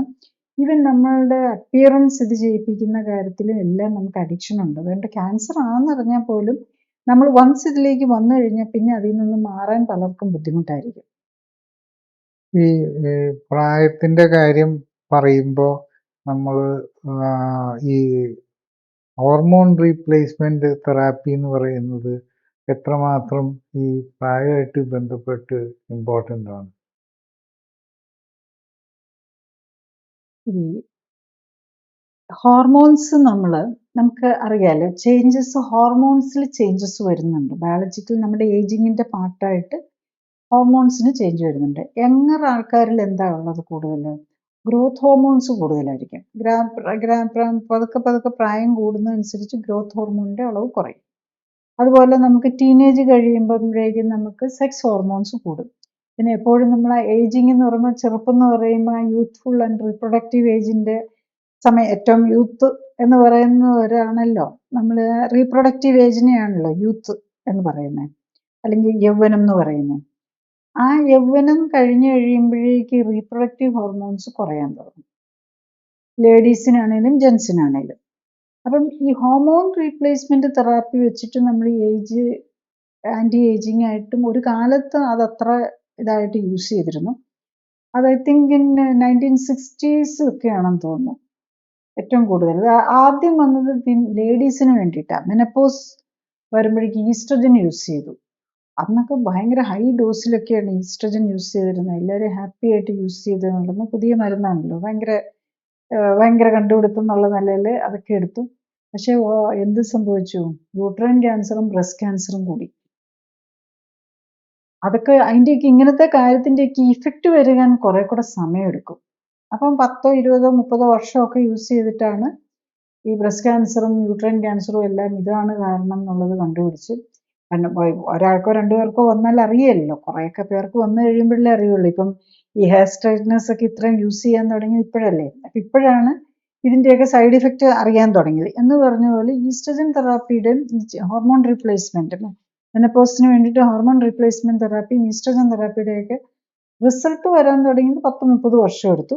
അപ്പം അപ്പോഴേക്കും അറിയുള്ളൂ. കാരണം ഇപ്പം ഇന്ന് എടുക്കുന്ന ആൾക്ക് നാളെ വരുന്നില്ല. അതൊരു 10-20 വർഷം കണ്ടിന്യൂസ് ആയിട്ട് എടുത്തു കഴിയുമ്പോഴാണ് വരുന്നത്. വന്നാലും 1-2 ആൾക്ക് വരുമ്പോൾ ആവുന്നില്ല. ഒരു ഗ്രൂപ്പ് ഓഫ് ആൾക്കാർക്ക് വരുമ്പോൾ മാത്രമേ ഇത് മറ്റേതിൻ്റെ അന്ന് തിരിച്ചറിയുള്ളൂ. അങ്ങനെയാണ് തിരിച്ചറിഞ്ഞ് പിന്നെ അത് ഇപ്പം നമ്മൾ ഹോർമോൺ റീപ്ലേസ്മെന്റ് തെറാപ്പി കാര്യമായിട്ട് ആർക്കും യൂസ് ചെയ്യുന്നില്ലല്ലോ. ഇപ്പം ഈവൻ ലേഡീസിന് HRT ഇങ്ങനെ യൂസ് ചെയ്യുന്നില്ല. അതുപോലെ ജെൻസിനാണെങ്കിലും ടെസ്റ്റോസ്റ്ററോൺ യൂസേജിൻ്റെ ഉണ്ടായിരുന്നു. ഇപ്പം പിന്നെ ഈ ഗ്രോത്ത് ഹോർമോണും എടുക്കുന്നുണ്ടോ എന്ന് ചോദിച്ചു കഴിഞ്ഞാൽ അതും എടുക്കുന്നുണ്ട്. അതും പക്ഷേ അതിന് ആൻറ്റി ഏജിങ് ആയിട്ടൊന്നും അപ്രൂവലൊന്നും ഇല്ല. പക്ഷേ നമ്മൾ ബ്ലഡൊക്കെ നോക്കി അങ്ങനെ, അതായത് ഇങ്ങനെ ഈ അമേരിക്കയിലൊക്കെ ചില ഇങ്ങനെ association of physicians, anti ageing physicians എന്നൊക്കെ പറഞ്ഞുണ്ട്. അപ്പോൾ അവർ ഇങ്ങനെ കുറേ കാര്യങ്ങളൊക്കെ ചെയ്ത് അത് അവരുടെ പേഷ്യൻസിന് വേണ്ടി എടുക്കും. അപ്പോൾ ഓഫ് ലേബൽ യൂസ് എന്നൊക്കെ പറയും. അപ്പോൾ നമ്മൾ ടെസ്റ്റ് ചെയ്ത് നോക്കുമ്പോൾ ശരിക്കും ഗ്രോത്ത് ഹോർമോൺ പലർക്കും കുറവുണ്ടാകും പ്രായമാകുമ്പോൾ. അപ്പോൾ അങ്ങനെയുള്ളവർക്ക് ഇഞ്ചക്ഷൻ കൊടുക്കും. പക്ഷേ ഇതിനെല്ലാം ഓർക്കണം, ഹോർമോൺസ് നമ്മൾ പ്ലേ ചെയ്യുമ്പോൾ അതിൻ്റെ ഒരു റിസ്ക്കും കൂടെ വരാം. ഗ്രോത്ത് ഹോർമോണിന് വരുമ്പം നമുക്ക് ചിലപ്പം വിഡോണും ടെസ്റ്റോസ്റ്ററോണും ഈസ്ട്രജനും ഒക്കെ എടുത്തു കഴിഞ്ഞാൽ ഡെഫിനറ്റ്ലി നമുക്കറിയാം ക്യാൻസർ ഇപ്പം നമുക്ക് പ്രൂവ്ഡാണ്. ടെസ്റ്റോസ്റ്ററോണും ഓവറായിട്ട് എടുത്തിട്ടുണ്ടെങ്കിൽ ഡെഫിനറ്റ്ലി പ്രോസ്റ്റേറ്റ് ക്യാൻസറിനായിരിക്കും പോസിബിലിറ്റി കൂടുതൽ വരുന്നത്. അതായത് ഹോർമോൺ ഡിപ്പെൻഡൻസ്, അതായത് ടെസ്റ്റോസ്റ്ററോണിൽ ഡിപ്പെൻഡ് ചെയ്ത് പോകുന്ന കാര്യങ്ങൾക്കായിരിക്കും കൂടുതൽ വരാൻ സാധ്യതയുള്ളത്. ലേഡീസിൻ്റെ ഹോർമോൺസ് ആണെങ്കിൽ യൂട്രസ്, ഓവറി, മറ്റേ ബ്രസ്റ്റിനൊക്കെ ആയിരിക്കും. ജെൻസിനാണെങ്കിലും മറ്റേ അവരുടെ റീപ്രൊഡക്റ്റീവ് ഓർഗനായിരിക്കും വരുന്നത്. പിന്നെ ഗ്രോത്ത് ഹോർമോൺ ബിക്കോസ് എല്ലാത്തിനെയും അഫക്റ്റ് ചെയ്യുന്നതായതുകൊണ്ട് എവിടെയൊക്കെ എന്തൊക്കെ വരാൻ പറ്റുമെന്നുള്ളത് 10-30 വർഷമൊക്കെ എടുത്ത് കഴിയുമ്പോഴേക്കും മാത്രം അറിയാൻ പറ്റുമായിരിക്കും. പക്ഷേ അതിൻ്റെ ഒരു പ്രത്യേകത എന്താണെന്ന് വെച്ചാൽ ഗ്രോത്ത് ഹോർമോൺ വെരി എക്സ്പെൻസീവ് ആണ്, ഇഞ്ചക്ഷനായിട്ട് എടുക്കണം. അതുകൊണ്ട് സാധാരണ ഇപ്പോൾ ഗ്രോത്ത് ഹോർമോൺ ഡെഫിഷ്യൻസി ഉള്ളതിൻ്റെ പേരിൽ ഗ്രോത്ത് റിട്ടാർഡേഷൻ ഉള്ള പിള്ളേർക്ക് പോലും അത്ര ഈസി അല്ല അതെടുക്കാൻ. അതിന് ഇഞ്ചക്ഷൻ വേണം, അതുപോലെ അത് ഡെയിലി എടുക്കണം, പിന്നെ കോസ്റ്റും ഉണ്ട്. അതുകൊണ്ട് അതത്രയധികം മിസ്യൂസ് നടക്കുന്നില്ല. മറ്റേ സെക്സ് ഹോർമോൺസ് വെരി ഈസിയാണ്, ചീപ്പായതുകൊണ്ട് അതിൻ്റെ ഒത്തിരി മിസ്യൂസ് നടക്കാനുള്ള പോസിബിലിറ്റി ഉണ്ട്. പക്ഷെ ഇപ്പം എനിക്ക് തോന്നുന്നു ആൾക്കാർ കൂടുതൽ അവെയർ. അത് ഒരു കാലഘട്ടത്തിലായിരുന്നു അത്തരം ട്രീറ്റ്മെൻ്റ് ഒക്കെ അങ്ങനത്തെ ഇതൊക്കെ എടുത്തിരുന്നത്. ഇപ്പം അതൊന്നും വളരെ സെൻസിറ്റീവ് ആയിട്ട് ഡോക്ടേഴ്സ് കൊടുക്കാറുള്ളൂ, അതുപോലെ എടുക്കാറുള്ളൂ. ഇപ്പം ഈ ഗ്രോത്ത് ഹോർമോണിൻ്റെ ഒരു ടെൻഡൻസി വരുന്നുണ്ടെന്ന് തോന്നുന്നു. എത്ര എക്സ്റ്റെൻഡ് ഉണ്ടെന്ന് അറിയില്ല. പക്ഷെ അതും ഈ പറഞ്ഞ പോലെ സ്പെഷ്യലൈസ്ഡ് സെൻറ്റേഴ്സിലേ ഉള്ളൂ, വെരി എക്സ്പെൻസീവ് ആണ്. അതുകൊണ്ട് അത്ര ഫ്രീ ആയിട്ട് ഏതായാലും അവൈലബിൾ അല്ല. ഇപ്പം ഈ ഗ്ലൂട്ടാത്തിയോൺ എന്ന് പറയുന്ന ഒരു ഇൻഗ്രീഡിയൻറ്റ് യൂസ് ചെയ്യുന്ന കാര്യം പറയുന്നുണ്ട്. അത് വെച്ച് നമ്മളുടെ ബോഡിനെ കണ്ടു കഴിഞ്ഞാൽ യങ്ങറാവും, സ്കിൻ ബെറ്റർ ആവും. അപ്പം അത് യൂസ് അതേസമയം അതിനോടൊപ്പം തന്നെ പറയുന്നുണ്ട് ഈ ഗ്ലൂട്ടാത്തിയോൺ യൂസ് ചെയ്യുകയാണെങ്കിൽ നമ്മൾ ആൽക്കഹോൾ പാടില്ല, സ്മോക്കിംഗ് പാടില്ല, പിന്നെ ചില മരുന്നുകൾ പാടില്ല, ഏറ്റവും ഉപരിയായിട്ട് പ്രോസസ്ഡ് ഫുഡ്സ് നമ്മൾ കുറയ്ക്കണം. പിന്നെ അങ്ങനെ ഇങ്ങനെ പാല് പ്രൊഡക്ട്സ് ഒഴിവാക്കണം. അങ്ങനെ കുറേ റെസ്ട്രിക്ഷൻസും ഇതിൻ്റെ കൂടെ പറയുന്നുണ്ട്. അപ്പോൾ ഈ ഗ്ലൂട്ടാത്തിയോൺ കാരണമാണോ ശരിക്കും എന്തെങ്കിലും മെച്ചം വരുന്നത്, അല്ലെങ്കിൽ ബാക്കിയുള്ള ഈ റെസ്ട്രിക്ഷൻസ് കാരണമാണോ ഇത്രയും എന്തെങ്കിലും മെച്ചം വരുന്നത്? അതുപോലെ മെച്ചമുണ്ടോ ഇല്ലയെന്നും അതങ്ങനെ കണ്ടിന്യൂസ് ആയിട്ട് ഉപയോഗിക്കാൻ പറ്റുന്ന ഒരു ഐറ്റം ആണോ എന്നുള്ളതാണ്. ഗ്ലൂട്ടാത്തയോൺ ഈ പറഞ്ഞാൽ കുറച്ചൊരു എക്സ്പെൻസീവ് ആയിട്ടുള്ള ഇഞ്ചക്ഷൻ ഫോമാറ്റ് ഉണ്ട്, സ്കിന്നിൽ അപ്ലൈ ചെയ്യുന്ന ഫോമാറ്റിലും പല രീതിയിലും വരുന്നുണ്ട്. അത് നമ്മളുടെ ബോഡി തന്നെ ഉണ്ടാക്കുന്ന ഒരു ആൻറ്റി ഓക്സിഡൻറ്റും നമ്മുടെ ബോഡിയിലെ ഒരു ഇമ്പോർട്ടൻറ്റ് സാധനമാണ്. ബോഡി ആവശ്യമനുസരിച്ച് ബോഡി ഉണ്ടാക്കിക്കോളും, നമ്മളത് പുറത്തുനിന്ന് ഇട്ട് കൊടുക്കേണ്ട കാര്യമൊന്നുമില്ല. അപ്പം നമുക്കിപ്പം അറിയാം, ഹോർമോൺ ഇൻസുലിൻ്റെ കുറവുണ്ടെങ്കിൽ നമ്മൾ ടൈപ്പ് 1 ഡയബറ്റീസിന് നമ്മൾ എടുത്തേ പറ്റുള്ളൂ. ഗ്രോത്ത് ഹോർമോണിൻ്റെ കുറവുള്ളത് കൊണ്ട്, ഗ്രോത്ത് ഹോർമോൺ ഡെഫിഷ്യൻസി ഉള്ളവർക്ക് അത് എടുത്തേ പറ്റുള്ളൂ. ഗ്ലൂട്ടാത്തയോണിൻ്റെ ഡെഫിഷ്യൻസി ഉള്ളതായിട്ട് നമ്മൾ ആരും ടെസ്റ്റ് ഒന്നും ചെയ്തിട്ടല്ല എടുക്കുന്നത്. അത് ഏറ്റവും കൂടുതൽ വെളുക്കാൻ വേണ്ടിയിട്ടാണ് ഗ്ലൂട്ടാത്തയോൺ. ആൾക്ക് നിറം വെക്കും എന്നുള്ളത് വെച്ചാണ്. അതിന് ഡെഫിനറ്റ്ലി ഇഫക്റ്റ് ഉണ്ട്, പക്ഷേ അതുപോലെ സൈഡ് ഇഫക്റ്റും വരാം എന്നുള്ളതാണ്. സൈഡ് ഇഫക്റ്റ് എന്ന് പറഞ്ഞു കഴിഞ്ഞാൽ ചിലപ്പോൾ വെള്ളപ്പാണ്ടായിട്ട് വരാം. ബേസിക്കലി നമ്മൾ വെളുക്കാൻ തേച്ചത് പാണ്ടായെന്ന് പറയുന്നത് എക്സാക്റ്റ് സംഭവം അത് തന്നെ വന്നെന്നിരിക്കും. അപ്പം അതാണ് നമ്മൾ സൂക്ഷിക്കേണ്ടത്. നമ്മളുടെ ബോഡി അപ്പം പിന്നെ ഈ പറയുന്ന ഇഫക്റ്റ് വെളുക്കാൻ കുറച്ചൊക്കെ ഇഫക്റ്റ് വരും. ബാക്കി ആൻറ്റി ഏജിങ്ങിന് വരുമ്പോൾ നമ്മൾ ഈ ജങ്ക് ഫുഡും ആൽക്കഹോളും ഒക്കെ ഒഴിവാക്കിയാൽ തന്നെ നമ്മളുടെ ഏജിങ്ങിൻ്റെ വ്യത്യാസം വരും. ഇപ്പം ഈ പറഞ്ഞ പോലെ പല സാധനങ്ങളും മറ്റേ ജങ്ക് ഫുഡ്, ആൽക്കഹോള്, കളറും പ്രിസർവേറ്റീവ്സും ഇട്ട് ഒഴിവാക്കി ഇതൊക്കെ ചെയ്തു കഴിഞ്ഞാൽ അല്ലെങ്കിൽ തന്നെ ആൾക്ക് ഡിഫറൻസ് വരും. അപ്പം നമ്മൾ പിന്നെ ഗ്ലൂട്ടാത്തയോണൊന്നും എടുക്കാൻ പോകണ്ട. നമ്മുടെ ബോഡി നമ്മൾ കറക്റ്റ് ന്യൂട്രീഷൻ കൊടുത്താൽ, കറക്റ്റായിട്ടുള്ള എക്സസൈസും ചെയ്ത് നമ്മുടെ ടോക്സിക് ലെവൽ കുറയ്ക്കുകയും ചെയ്തു കഴിഞ്ഞാൽ, അതാണല്ലോ നമ്മൾ കളറും പ്രിസർവേറ്റീവ് ഇട്ട് കഴിക്കരുത്, ആൽക്കഹോൾ കഴിക്കരുത്. ഇത് എന്താണ്, നമ്മുടെ ബോഡിക്ക് ആവശ്യമുള്ളത്രയും ഗ്ലൂട്ടാത്തയോൺ നമ്മുടെ ബോഡി ഉണ്ടാക്കിക്കോളും. അപ്പോൾ അത് വെച്ച് നമ്മൾ ആ പ്രോസസ്സ് നമുക്ക് ആ മെറ്റബോളിക് ഇപ്പം ഒരു വൈറ്റമിൻ ഡിയുടെയോ വൈറ്റമിൻ എയോ ഏതെങ്കിലുമൊക്കെ കുറവുണ്ടെങ്കിൽ മതി, ഈ ഗ്ലൂട്ടാത്തയോണിൻ്റെ ഒന്നും പ്രൊഡക്ഷൻ അവിടെ ബ്ലോക്കായി പോകും. ഇപ്പം അതുണ്ടാക്കാനുള്ള ന്യൂട്രിയൻസും ഇതും എല്ലാം ഉണ്ടെങ്കിൽ ആ കെമിക്കൽ ചെയിൻ, നമ്മുടെ ഒരു കെമിക്കൽ റിയാക്ഷൻസ് ഒന്നൊന്നുമല്ല, ലാക്സ് ഓഫ് റിയാക്ഷൻസ് ആണ് ഈവൻ ഈച്ച് സെക്കൻഡ് നമ്മുടെ ബോഡിയിൽ. May be every minute. Even നമ്മൾ ഈ ഒരു കാര്യം ഒന്ന് സംസാരിക്കണമെന്നുണ്ടെങ്കിൽ, അല്ലെങ്കിൽ ഈ കൈയൊന്ന് മൂവ് ചെയ്യുമ്പോൾ, ചുണ്ടൊന്ന് മൂവ് ചെയ്യുമ്പോൾ, അത് ബ്രെയിൻ മുതലുള്ള പല സെൻറ്റേഴ്സാണ് അതിന് വേണ്ടിയിട്ട് ആക്ട് ചെയ്യുന്നത്. Every moment there will be so many chemicals are coming and they are destroyed. And millisecondsലാണ് ഇതെല്ലാം ഡെവലപ്പ് ചെയ്യും, milliseconds തന്നെ ഡിസ്ട്രോയും ചെയ്യും. അതൊരു പ്രോസസ്സാണ്. അതിനെ നമ്മൾ അധികമായിട്ട് മാനിപ്പുലേറ്റ് ചെയ്യാൻ പോയാൽ പ്രശ്നം വരുന്നത് നമ്മൾ അറിയുന്നത് കുറെ കൂടെ കഴിഞ്ഞിട്ടായിരിക്കും. അപ്പം അതുകൊണ്ട് നമ്മൾ നാച്ചുറൽ ഒരു മെക്കാനിസം ഉണ്ട് നമ്മുടെ ബോഡിക്ക്, അതിനെ ഡിപ്പെൻഡ് ചെയ്ത് പോകാൻ നോക്കുക എന്നുള്ളതാണ്. അല്ലാതെ അവിടെ നിന്നൊരു ഇഞ്ചക്ഷൻ എന്ന് പറഞ്ഞു അത് ഉടനെ പോയി എടുത്ത് വേറൊരു ഇഞ്ചക്ഷൻ ഗുണം ഉണ്ടാകുമെന്ന് ചോദിച്ചു കഴിഞ്ഞാൽ ഇമ്മീഡിയറ്റ്ലി കാണിക്കാൻ ചിലപ്പോൾ കുറച്ചൊക്കെ എന്തെങ്കിലുമൊക്കെ കണ്ടെന്നിരിക്കും, പക്ഷെ അതിന് സൈഡ് എഫക്റ്റ് എന്തൊക്കെ വരാമെന്നുള്ളതാണ്. ഒരു ദിവസമോ 2 ദിവസമോ എന്തെങ്കിലും ഉപയോഗിച്ചാലും വലിയധികം വരികയില്ല. കണ്ടിന്യൂസ് ഉപയോഗിച്ച് കഴിഞ്ഞ് കഴിഞ്ഞാൽ ഡെഫിനറ്റ്ലി ഇതിനൊക്കെ വരും. ഇപ്പോൾ ഗ്ലൂട്ടാത്തയോൺ എടുത്തു, നമ്മൾ നിറമൊക്കെ വെച്ചു, ഒരു മാസം അല്ല 2-3 മാസത്തെ ട്രീറ്റ്മെൻറ്റ് ഓക്കെ, പക്ഷെ അത് നിർത്തി കഴിയുമ്പോൾ അത് തിരിച്ചു പോകും. ഡെഫിനറ്റ്ലി നമ്മളിങ്ങനെ ആർട്ടിഫിഷ്യലി ഉണ്ടാക്കുന്ന കാര്യങ്ങൾ അത് നിർത്തുമ്പോൾ തിരിച്ചു പോകും, പഴയതിലും മോശമായി പോകുമോ. ഈവൻ ചിലപ്പം പാണ്ടൊക്കെ ചില ഭാഗങ്ങളിൽ ഏരിയസൊക്കെ വൈറ്റായി പോയി കഴിഞ്ഞാൽ അത് തിരിച്ച് ചിലപ്പോൾ വന്നില്ല എന്നിരിക്കും. അന്നേരം ബാക്കിയുള്ള ഈ ഭാഗങ്ങൾ ചിലപ്പം പഴയ ഇതിലേക്കും പോകുമ്പോൾ ആ ഡിഫറൻസ് കൂടുതൽ വരും. അവിടെയാണ് നമ്മൾ പഴയ കാലത്ത് നമ്മളുടെ വെളുക്കാൻ തേച്ചത് പാണ്ടായി എന്നുള്ളത് പലപ്പോഴും ആപ്ലിക്കബിളായി മാറുന്നത്. ഈ പ്രായത്തിന്റെ കാര്യം പറയുമ്പോൾ നമ്മൾ യൗവനം തിരിച്ചെടുക്കുക ആ ഒരു രീതിയിലേക്ക് ചിന്തിക്കുമ്പോൾ പലപ്പോഴും കാണുന്നത് ഈ തലച്ചോറിന്റെ പ്രവർത്തനത്തെ പറ്റിയുള്ള വിഷയങ്ങളാണ്. അത് ഈ പ്രായം കൂടുന്തോറും പല ആൾക്കാരുടെയും കാര്യത്തിൽ അവരുടെ ആ ഫ്ലെക്സിബിലിറ്റി, ചിന്തിക്കാനുള്ള കഴിവിൽ കുറേ ഇങ്ങനെ തടസ്സങ്ങൾ പോലെ കാണാറുണ്ട്.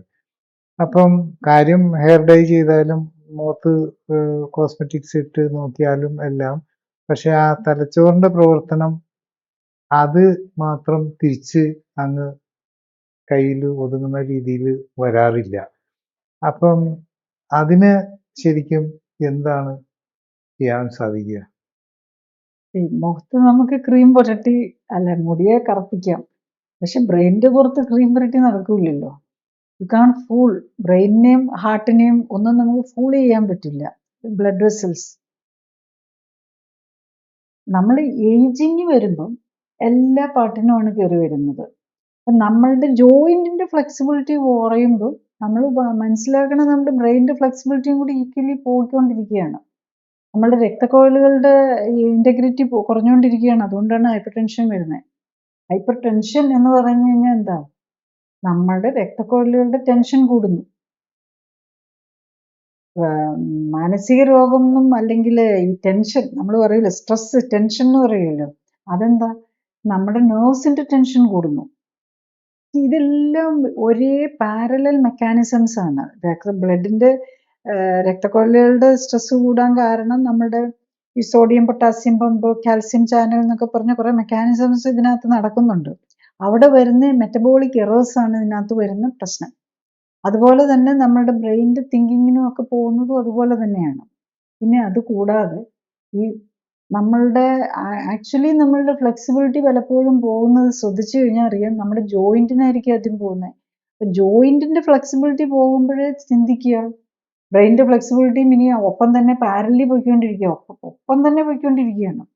ഇപ്പം ആർക്കും ഹൈപ്പർ ടെൻഷൻ വരുന്നതിന് മുമ്പ് നല്ലൊരു പെർസെൻറ്റേജിനും ജോയിന്റ് പ്രോബ്ലംസും സ്റ്റിഫ്നെസ്സും ഫ്രോസൺ ഷോൾഡർ, ബാക്ക് പെയിൻ ഇതിൻ്റെയൊക്കെ കൂടെ തന്നെയാണ് ഹൈപ്പർ ടെൻഷൻ വരുന്നത്. അതിൻ്റെ കൂടെ തന്നെയാണ് സ്ട്രെസ് വരുന്നതും. അത് കഴിയുമ്പോഴേക്കും നമ്മൾ മെമ്മറി, ഇന്റലക്ച്വൽ ആയിട്ടുള്ള ഡെഫിഷ്യൻസി, ഡിസിഷൻ എടുക്കാനുള്ള ഇത് വരും.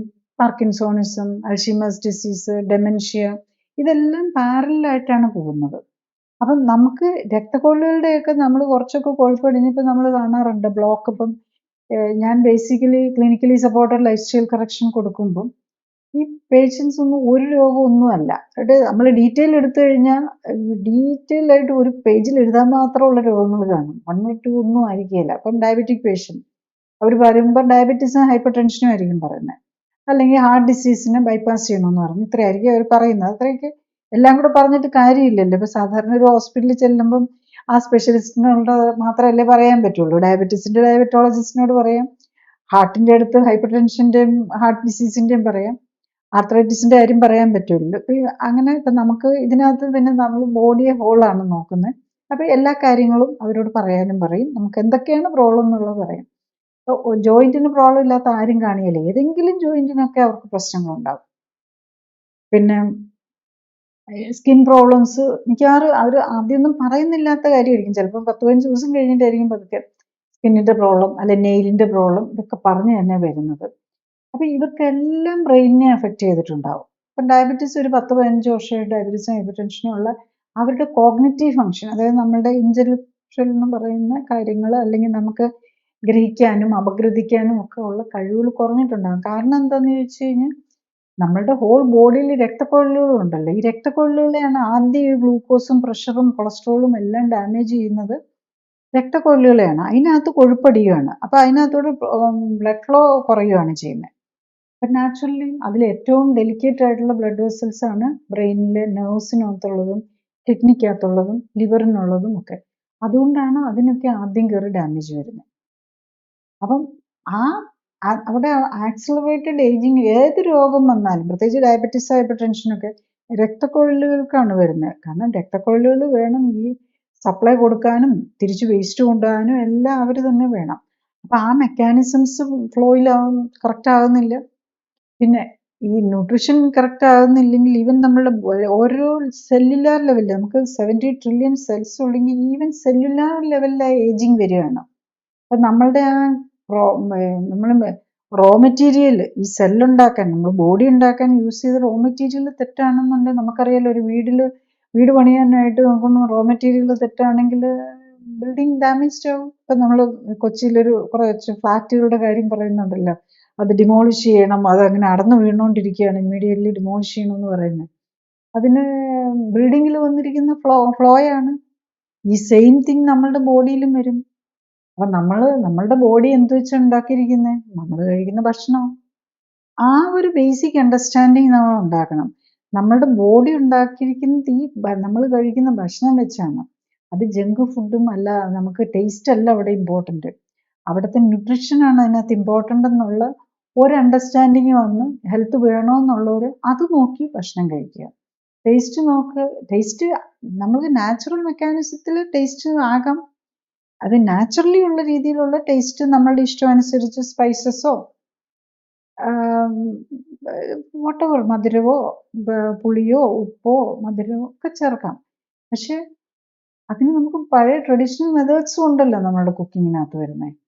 ഇപ്പം നമ്മൾ അതിന് പകരം എന്താ ആർട്ടിഫിഷ്യൽ കെമിക്കൽസ്, കളറ്, ഭംഗി, നീല, പച്ച, മഞ്ഞ, അങ്ങനെ ഓരോ കളറുകൾക്കും ഒക്കെ ഉള്ള ഇമ്പോർട്ടൻസ് കൊടുത്ത് മേടിച്ച് കഴിക്കുമ്പോൾ നാച്ചുറലി നമ്മുടെ ഓരോ സിസ്റ്റം, ഓരോ സെല്ലും, ഓരോ ഓർഗനും, ഓരോ പാർട്ടും ഡാമേജ്ഡ് ആവുകയാണ്. അത് കഴിഞ്ഞിട്ട് ഇതിനെല്ലാം പരിഹാരം മരുന്നുണ്ടെന്ന് കരുതി മരുന്നിന് ബോഡി കാണുന്നതിനും ടോക്സിനായിട്ടാണ്. എന്ത് മരുന്ന് കഴിച്ചാലും നേരെ ലിവർ ചെല്ലും, ലിവർ അതിൻ്റെ 90% എങ്ങനെയും നശിപ്പിച്ച് കളയാൻ നോക്കും. അവിടെ നിന്ന് അവരെ കൊണ്ട് പറ്റാതെ എസ്കേപ്പ് ചെയ്യുന്നത് പോയാണ് നമുക്കൊരു ആക്ഷൻ വരുന്നത്. പിന്നെ അത് തന്നെയാണേലും പിന്നെ ബാക്കിയുള്ളത് ഈ പാർഷ്യലി ഡിസ്ട്രോയ് ചെയ്തതും അല്ലാത്തതിനെ എല്ലാം കിഡ്നിക്കും പറ്റാതെ വന്നാൽ സ്കിന്നും ഒക്കെ കൂടെ വേണം പുറത്തേക്ക് കളയാൻ. അപ്പം ഇതെല്ലാം നമ്മുടെ മരുന്നുകളും എല്ലാം നമ്മളുടെ വർക്ക് ലോഡ്, നമ്മുടെ സിസ്റ്റത്തിൻ്റെ വർക്ക് ലോഡ് കൂട്ടുക.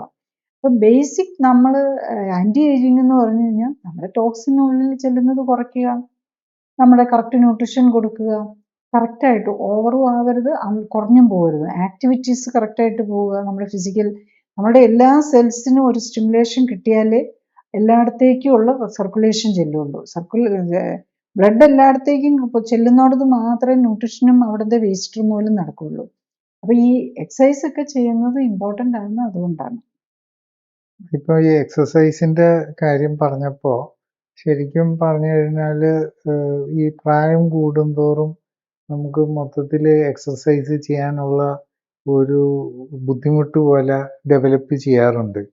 അപ്പം പലപ്പോഴും അത് ഈ വേദന കാരണമായിരിക്കും പലപ്പോഴും ഈ എക്സസൈസുകൾ ചെയ്യാനായിട്ട് ബുദ്ധിമുട്ട്, അല്ലെങ്കിൽ ഈ ജോയിൻറ്റിൻ്റെ കംപ്ലൈൻറ്റ്, ദാറ്റ് ഈസ് ജോയിൻറ്റ് വേണ്ട രീതിയിൽ ഫ്ലെക്സിബിലിറ്റി ഇല്ല, അപ്പോൾ നമുക്ക് ചെയ്യാൻ പറ്റാത്ത ഒരു സാഹചര്യം വരും.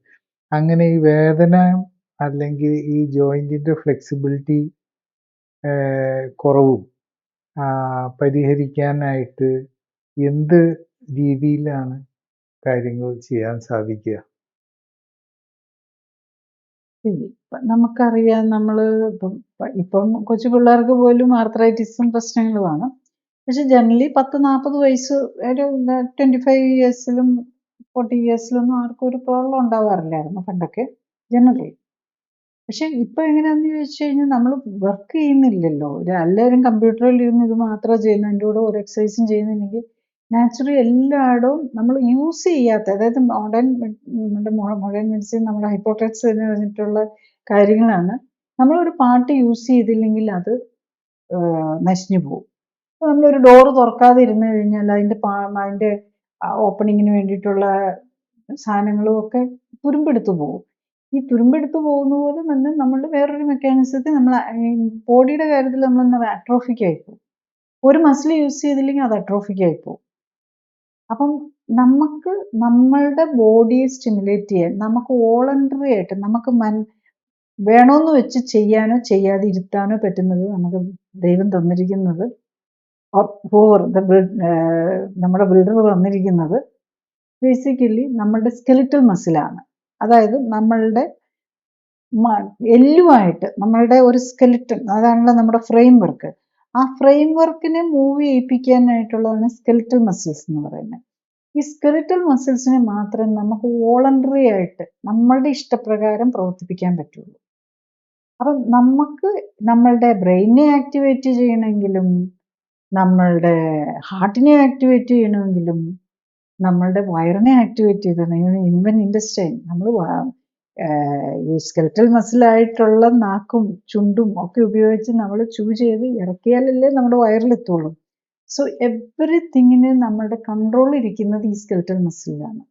അപ്പം അതിനെ പ്രോപ്പറായിട്ട് ഉപയോഗിച്ച് കഴിഞ്ഞ് കഴിഞ്ഞാൽ നമുക്ക് എല്ലാ കാര്യങ്ങളെയും നമുക്ക് കൺട്രോൾ ചെയ്യാൻ പറ്റും. ഈവൻ നമ്മുടെ ബ്രെയിനിനെ നമുക്ക് സ്റ്റിമുലേറ്റ് ചെയ്യണമെങ്കിൽ നമുക്ക് ഒന്ന് നമ്മുടെ ഫിസിക്കൽ ആക്ടിവിറ്റി, പിന്നെയുള്ളത് നമ്മൾ റീഡ് ചെയ്യുക. റീഡ് ചെയ്യുമ്പോഴും അവിടെ മസിൽസാണ് ആക്ട് ചെയ്യുന്നത്, പല രീതിയിലുള്ള മസിലുകളാണ് റീഡ് ചെയ്യുക, കേൾക്കുക. കേൾക്കുമ്പോൾ പോലും നമ്മളുടെ അവിടുത്തെ കുറച്ച് മസിൽസും കാര്യങ്ങളും വരുന്നുള്ളൂ. ഈ സെൻസറി സിസ്റ്റത്തിനെ നമുക്ക് വേണ്ടാന്ന് വെച്ച് കാണണ്ടാന്ന് വെച്ചാൽ നമുക്ക് കണ്ണടച്ച് കഴിഞ്ഞാൽ നമുക്ക് ഇരുട്ടാക്കാം. അങ്ങനെ നമുക്ക് കൺട്രോൾ ചെയ്യാൻ പറ്റുന്നതെല്ലാം നമ്മുടെ മസിൽസാണ്. അതിനെ തന്നെ ഉപയോഗിച്ച് വേണം നമ്മുടെ എല്ലാ സിസ്റ്റത്തെയും ആക്ടിവേറ്റ് ചെയ്യാൻ. നമ്മുടെ ബോഡിയിൽ ഏകദേശം 60 മസിൽസ് ഉണ്ട്, ഓൾമോസ്റ്റ് 230 ബോൺസ് ഉണ്ട്, even I think around 350 or something order joints ഉണ്ട്. ഈ മസിലിനെയും ജോയിന്റിനെയും ബോണിനെയും സ്റ്റിമുലേറ്റ് ചെയ്ത് വേണം നമ്മൾ എന്ത് കാര്യങ്ങളാണെങ്കിലും ചെയ്യാൻ. അതാണ് നമ്മുടെ ആക്ടിവിറ്റി എന്ന് പറയുന്നത്. അതിലൂടെ തന്നെ നമുക്ക് കറക്റ്റ് ന്യൂട്രീഷനും കൊടുത്തുകൊണ്ട് ബോഡിക്ക് ടോക്സിൻസ് ഒഴിവാക്കിയാൽ നമ്മളുടെ ഒരു മെഷീൻ്റെ ഒരു ബെസ്റ്റ് ഇതുണ്ടല്ലോ, ആ ഔട്ട്പുട്ട് നമുക്ക് കൊണ്ടുവരാം. അപ്പം നമ്മളുടെ ബോഡിയെ ഒരു മെഷീനായിട്ട് കാണുകയാണെങ്കിൽ, അല്ലെങ്കിൽ അതിൻ്റെ ഒരു ലൈഫ് സ്പാനിൻ്റെ അല്ല അതിൻ്റെ ഒരു ഹെൽത്തിൻ്റെ ബെസ്റ്റ് നമുക്ക് എടുക്കാൻ പറ്റും. ഇപ്പം നമ്മളൊരു കാർ ഓടിക്കുമ്പോൾ അത് കറക്റ്റായിട്ട് ഓടിച്ചു കഴിഞ്ഞാൽ അതിൻ്റെ ഒരു നല്ലൊരു എനി മെഷീൻ നമ്മളുണ്ടാക്കിയ നമ്മളുടേതായിട്ടുള്ള മെഷീനുകളാണേലും അത് കറക്റ്റായിട്ട് ഉപയോഗിച്ച് അതിന് വേണ്ട കറക്റ്റ് ഫ്യൂവലിട്ട് അതിനെ കറക്റ്റായിട്ട് സർവീസ് ചെയ്താൽ അത് ബെസ്റ്റ് പെർഫോമൻസ് തരും. അതിൻ്റെ ലൈഫ് എക്സ്പെക്റ്റൻസി കൂടുതലായിരിക്കും. കാറാണെങ്കിൽ വഴി പോയി കിടക്കില്ല. അങ്ങനത്തെ കാര്യങ്ങളുണ്ടല്ലോ, അത് തന്നെ നമ്മുടെ ഹ്യൂമൻ ബോഡിക്ക് ആപ്ലിക്കബിൾ ആണ്. ഇപ്പം നമ്മൾ കാണുന്ന ഒരു കാര്യം എന്താണെന്ന് വെച്ചാൽ ഈ വണ്ണം എന്ന് പറയുന്നത് കൂടുന്നത് വളരെ കൂടുതലായിട്ട് കാണുന്നു. അപ്പം അങ്ങനെ ഈ വണ്ണവും ഈ പ്രായം കൂടുന്നതായിട്ട് വരുത്തി തീർക്കാനായിട്ടുള്ള ഒരു രീതിയിലേക്ക് മാറുന്നുണ്ടോ? വണ്ണം കൂടുന്നതനുസരിച്ച് ഡെഫിനറ്റ്ലി പ്രായം കൂടുതൽ തോന്നും. അപ്പം നമുക്ക് കാണാം, ഇപ്പം നമ്മൾ വേറൊന്നും എടുക്കണ്ട, ഒരു teenage girl or teenage boy. അപ്പോൾ ഒരു ടീനേജിൽ ഇപ്പം നമുക്കറിയാമല്ലോ എത്രയാണ്, ഒരു 150 160 സെൻറ്റിമീറ്റർ പൊക്കമുള്ള ഒരു പൊക്കമായിട്ടുള്ളൂ. 160 സെൻറ്റിമീറ്റർ കൊച്ചിൻ്റെ ഗ്രോയിങ് ഏജാണ്. 160 സെൻറ്റിമീറ്റർ ഉണ്ട്, ഇപ്പോൾ ഹൈറ്റ് എത്തി. പക്ഷെ ആ കുട്ടി ഒരു 160 സെൻറ്റിമീറ്റർ ഉള്ളൊരു 45-50 കിലോയിൽ ഇരിക്കുകയാണെങ്കിൽ അത് ആ കുട്ടിത്തം എന്ന് പറയുന്ന നിലനിൽപ്പുണ്ടാവും. പക്ഷെ ആ സെയിം കുട്ടി 15 വയസ്സുള്ള 160 സെൻറ്റിമീറ്റർ ഉള്ള കുട്ടിയുടെ വെയിറ്റ് 70 കിലോ ആയെങ്കിൽ ഡെഫിനറ്റ്ലി അയാളെ കണ്ടു കഴിഞ്ഞ് കഴിഞ്ഞാൽ നമുക്കത് സ്കൂൾ കുട്ടി എന്നല്ലാന്നറിയാമെങ്കിൽ അതിന് പേജ് അറിയത്തില്ലെങ്കിൽ നമുക്ക് അവരെ കാണുമ്പോൾ നമ്മൾ അല്ലേ, നമ്മൾ മലയാളത്തിൽ ഭാഷ പറഞ്ഞ മതിപ്പ്, ഒരു ഏജൊക്കെ നമുക്ക് ഒരാളെ കൊണ്ട് അസസ് ചെയ്യില്ല.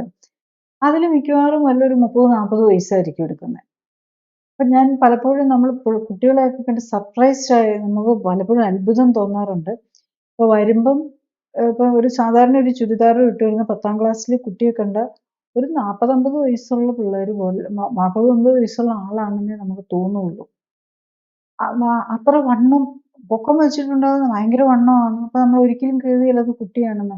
അപ്പോൾ ചിലപ്പം ചില പിള്ളേർ സ്കൂളിൽ നിന്നൊക്കെ വരുമ്പോൾ ചിലപ്പം യൂണിഫോമിലായിരിക്കും. ആ യൂണിഫോം ഇട്ടിരിക്കുന്നതുകൊണ്ട് അത് കുട്ടിയാണ്, സ്കൂളിൽ പോകുന്ന കുട്ടിയാണെന്നറിയാം. അപ്പം പക്ഷെ പലപ്പോഴും പേരൻസിന് എന്താ പറ്റുന്നതെന്ന് വെച്ചാൽ അവരെപ്പോഴും കണ്ടുകൊണ്ടിരിക്കുകയല്ലേ, അവർക്ക് പിള്ളേർ ഇങ്ങനെ ഓവർ ഏജ്ഡ് ആകുന്നതും ഒന്നും അവരറിയുന്നില്ല. ആക്സിലറേറ്റഡ് ഏജിങ്, ശരിക്കും ഇതൊക്കെ ആക്സിലറേറ്റഡ് ഏജിങ് ആണ്. അപ്പം അവർ കുട്ടികളുടെ മുഖം മാത്രം നോക്കിക്കഴിഞ്ഞാൽ ചില പിള്ളേരുടേത് പിന്നെ ആ മുഖത്തൊരു കുട്ടിത്വമെങ്കിലും ഉണ്ടാവും. ചിലർ അങ്ങനെയും കാണാറുണ്ട്. 10-12 വയസ്സുള്ള മുഖം മാത്രം കണ്ടു കഴിഞ്ഞ് കഴിഞ്ഞാൽ ഇതായിരിക്കും. പക്ഷെ പുറത്തല്ലാതെ നോക്കിക്കഴിഞ്ഞ് കഴിഞ്ഞാൽ പിന്നെ ചിലപ്പം പൊക്കവും കൂടെ കുറവാണെങ്കിൽ ആ മുഖം നോക്കുമ്പോൾ കാണും കുറച്ചുകൂടി എണ്ണായിട്ട് എങ്കൊച്ച, പക്ഷെ വണ്ണം ഉള്ളതായിട്ടേ തോന്നുള്ളൂ. പക്ഷെ ചിലർ അതും ഇല്ല, പ്രത്യേകിച്ച് ഹൈറ്റും കൂടെ വന്നിട്ടുള്ളവരാണെങ്കിൽ അവരുടെ കണ്ടു കഴിഞ്ഞ് കഴിഞ്ഞാൽ 15 വയസ്സുള്ള കൊച്ചിനെ കണ്ടാൽ 40 വയസ്സെന്നായിരിക്കും നമുക്ക് തോന്നുന്നത്. അപ്പം നമ്മൾ ബോഡി ഏജ് നമ്മൾ ഈ പറഞ്ഞതുപോലെ കാൽക്കുലേറ്റ് ചെയ്താൽ നമ്മൾ ഈ ഇലക്ട്രിക്കൽ ഇംപെഡൻസ് മെക്കാനിസം വെച്ച് നോക്കിയാൽ അവിടെയും സെയിം ആയിരിക്കും. ഇപ്പം നമ്മൾ ആക്സിലറേറ്റഡ് ഏജിങ് ചിൽഡ്രനിൽ കാണുകയാണ്. അത് ഒരു കാര്യം കൂടെ നമ്മൾ മനസ്സിലാക്കണം, അത് നോട്ട് ജസ്റ്റ് അപ്പിയറൻസ്, വെറുതെ ഒരു ലുക്ക് വൈസ് മാത്രമല്ല, നമ്മുടെ എല്ലാ സിസ്റ്റത്തിലും അത് ആപ്ലിക്കബിൾ ആണ്. അപ്പം നമുക്ക് 30 വയസ്സ് 15 വയസ്സുള്ള ഒരു കൊച്ചിന് വയസ്സ് 40 ആണെങ്കിൽ 40 വയസ്സിൽ വരാവുന്ന രോഗങ്ങളല്ല, അതിലും അപ്പുറത്തേക്കുള്ള രോഗങ്ങൾ അവർക്ക് വരാം. അതാണ് ഇപ്പം ഈ യങ്ങർ ഏജിൽ ഹാർട്ട് അറ്റാക്കും സ്ട്രോക്കും, പിള്ളേർക്ക് കൊച്ചുകുട്ടികൾക്ക് സ്ട്രോക്ക് വരുന്നു. അപ്പം ഇതൊക്കെ ഈ ഓവർ ഇതുമൊക്കെ ഉണ്ടാകും. പിന്നെ ചിലർക്ക് ചിലർ ചിലപ്പോൾ പറയും ഇല്ല വണ്ണം ഇല്ലാത്ത കൊച്ചാണ് എന്നിട്ട് പോലും വന്നു എന്ന്. നമ്മളുടെ വണ്ണം ഇല്ലാത്തതെന്ന് പറയുന്നത് നമ്മൾ നോർമലിൽ കുറച്ച് കൂടിയത് പോലും ഇന്നിപ്പോൾ നോക്കുമ്പോൾ നോർമലായിട്ടിരിക്കും. അപ്പം അതുകൊണ്ട് പിന്നെ ചിലപ്പം നേരത്തെ ഉണ്ടായിരുന്നിരിക്കും ഈ രോഗം വന്നു കഴിഞ്ഞിട്ട് വണ്ണമൊക്കെ കുറഞ്ഞു പോയതായിരിക്കും. രണ്ട് രീതിയിലും വരാം. അപ്പം അത് നമ്മൾ സൂക്ഷിക്കുക. ആക്സിലറേറ്റഡ് ഏജിങ് ആണ് ആദ്യം വരുന്നത്. ആ ആക്സിലറേറ്റഡ് ഏജിങ് കുറച്ച് കഴിഞ്ഞ് കഴിഞ്ഞാൽ അതൊക്കെ വരുന്നതിന് തുടങ്ങുമ്പോൾ തന്നെ എങ്കിലും ഒന്ന് സീരിയസ് ആയിട്ട് എടുത്ത് നമ്മൾ അത് മാറ്റാൻ നോക്കുക. അതുപോലെ മിക്കവാറും ഈ കുട്ടികൾക്കൊക്കെ ഹൈപ്പോതൈറോയിഡിസം അതൊക്കെ മെറ്റബോളിക് എറേഴ്സ് ആണ് അവിടെ. ഹൈപ്പോതൈറോയിഡിസം ഒക്കെ വരുമ്പോഴേക്കും അതൊരു ഒരു തൈറോയിഡൈറ്റിസ് എന്നുള്ള നിലയിലേക്ക്, അതായത് തൈറോയിഡിന് വേണ്ടിയിട്ട് ഹോർമോൺ ടാബ്ലറ്റ് ഒക്കെ എടുക്കേണ്ട നിലയിലേക്ക് വരുമ്പോഴേക്കും ഒരു മെറ്റബോളിക് എറർ അല്ല, ഓട്ടോ ഇമ്മ്യൂൺ ഡിസീസായി. നമ്മുടെ ഇമ്മ്യൂൺ സിസ്റ്റം ഡീറെയിൽഡായി. അത് കഴിഞ്ഞ് കഴിഞ്ഞാൽ പിന്നെ ഏത് രോഗവും വരാം. Cancer auto immune disease already വന്നു. അപ്പം അവർക്ക് മെറ്റബോളിക് എറേഴ്സിലേക്ക് പോകാം, ഡയബറ്റീസ്, ഹൈപ്പർ ടെൻഷൻ ഒക്കെ വരാം. അതുകൂടാതെ മറ്റ് ഓട്ടോ ഇമ്മ്യൂൺ ഡിസീസസ് വരാം. അതുപോലെ എപ്പം വേണേ അടുത്ത ക്യാൻസറും കയറി വരാം. കാരണം ഇമ്മ്യൂൺ സിസ്റ്റം തെറ്റിക്കിടക്കുക. ഇവർ വേണം ഇതെല്ലാം. പിന്നെ എപ്പം നമ്മളൊരു കൊറോണയോ വട്ടവർ ഒരു വൈറൽ ഇൻഫെക്ഷൻ വന്നാൽ അവരായിരിക്കും most prone for getting it. And കിട്ടാൻ മാത്രമല്ല കിട്ടിയ കോംപ്ലിക്കേഷനിലേക്ക് പോകാനും.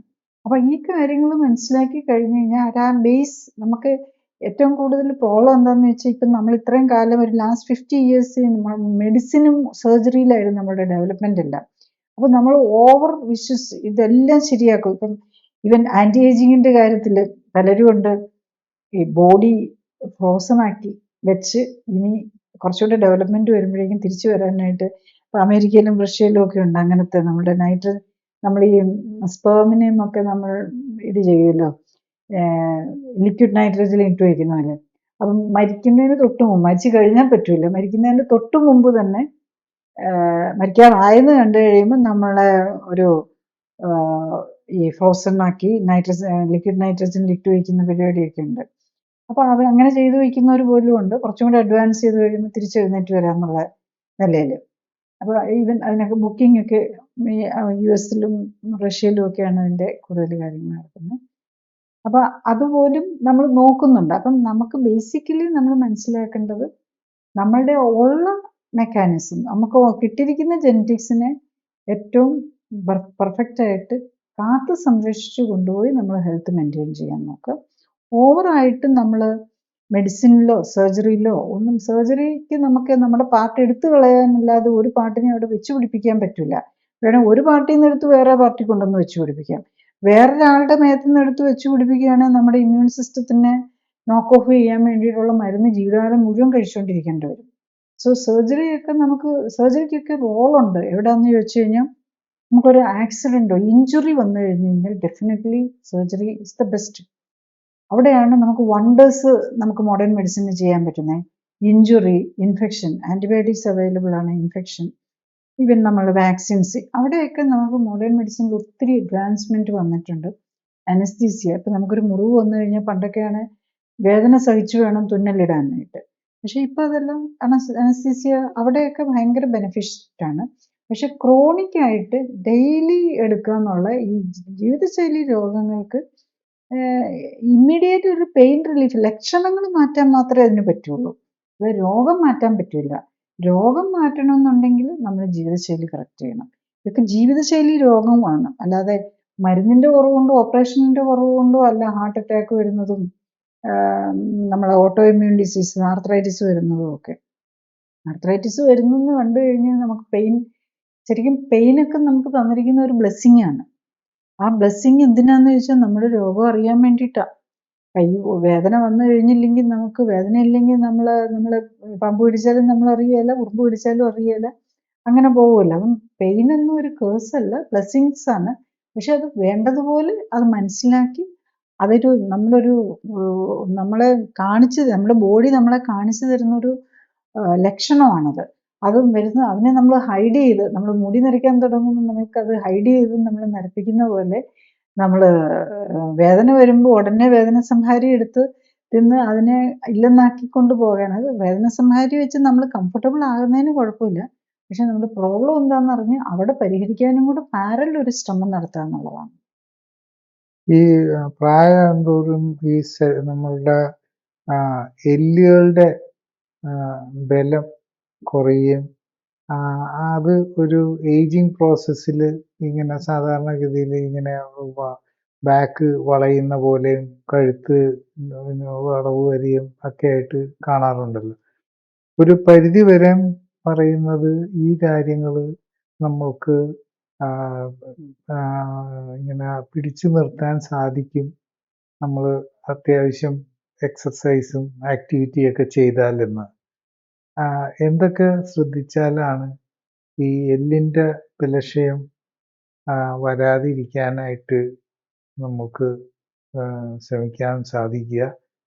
എന്തുകൊണ്ടാണെന്ന് വെച്ചാൽ ഈ പലപ്പോഴും ഏജിൻ്റെ ഒരു മേജർ പ്രോബ്ലം തന്നെ ഈ എല്ലിൻ്റെ ഫ്രാക്ചർ അങ്ങനത്തെ കാര്യങ്ങൾ വെച്ചുള്ള ഇഷ്യൂസ് ആയതുകൊണ്ട്. ഏജിങ്ങിൻ്റെ ഏറ്റവും നമുക്ക് എവിഡൻ്റ് ആയിട്ട് കാണിക്കുന്നത് ഒന്ന് ഫ്ലെക്സിബിലിറ്റി കുറയുന്നു. അപ്പോൾ നമ്മൾ ഫ്ലെക്സിബിലിറ്റി കുറയുന്നതോടുകൂടി അവിടെ മനസ്സിലാക്കണം അവിടെ ജോയിൻറ്റിന് പ്രോബ്ലം വന്നു. അപ്പോൾ അതുപോലെ തന്നെ മനസ്സിലാക്കണം അവിടെ മസിലിന് പ്രോബ്ലം വന്നു.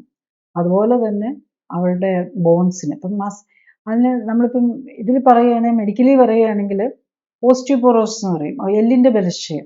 എല്ലിൻ്റെ ബലക്ഷയം വന്നു കഴിഞ്ഞാൽ ഓസ്റ്റിയോപോറോസിസ് എന്ന് പറയും. പിന്നെ മസിലിൻ്റെ വീക്ക്നെസ്, സാർക്കോപ്പീനിയ എന്ന് പറയും. മസിൽ വീക്കാവും. പിന്നെ ജോയിൻസിൻ്റെ വരുമ്പോൾ മിക്കവാറും തേയ്മാനം എന്നായിരിക്കും പറയുന്നത്. പിന്നെ അല്ലെങ്കിൽ റുമാറ്റിസം കൊണ്ടുള്ളത് വരാം.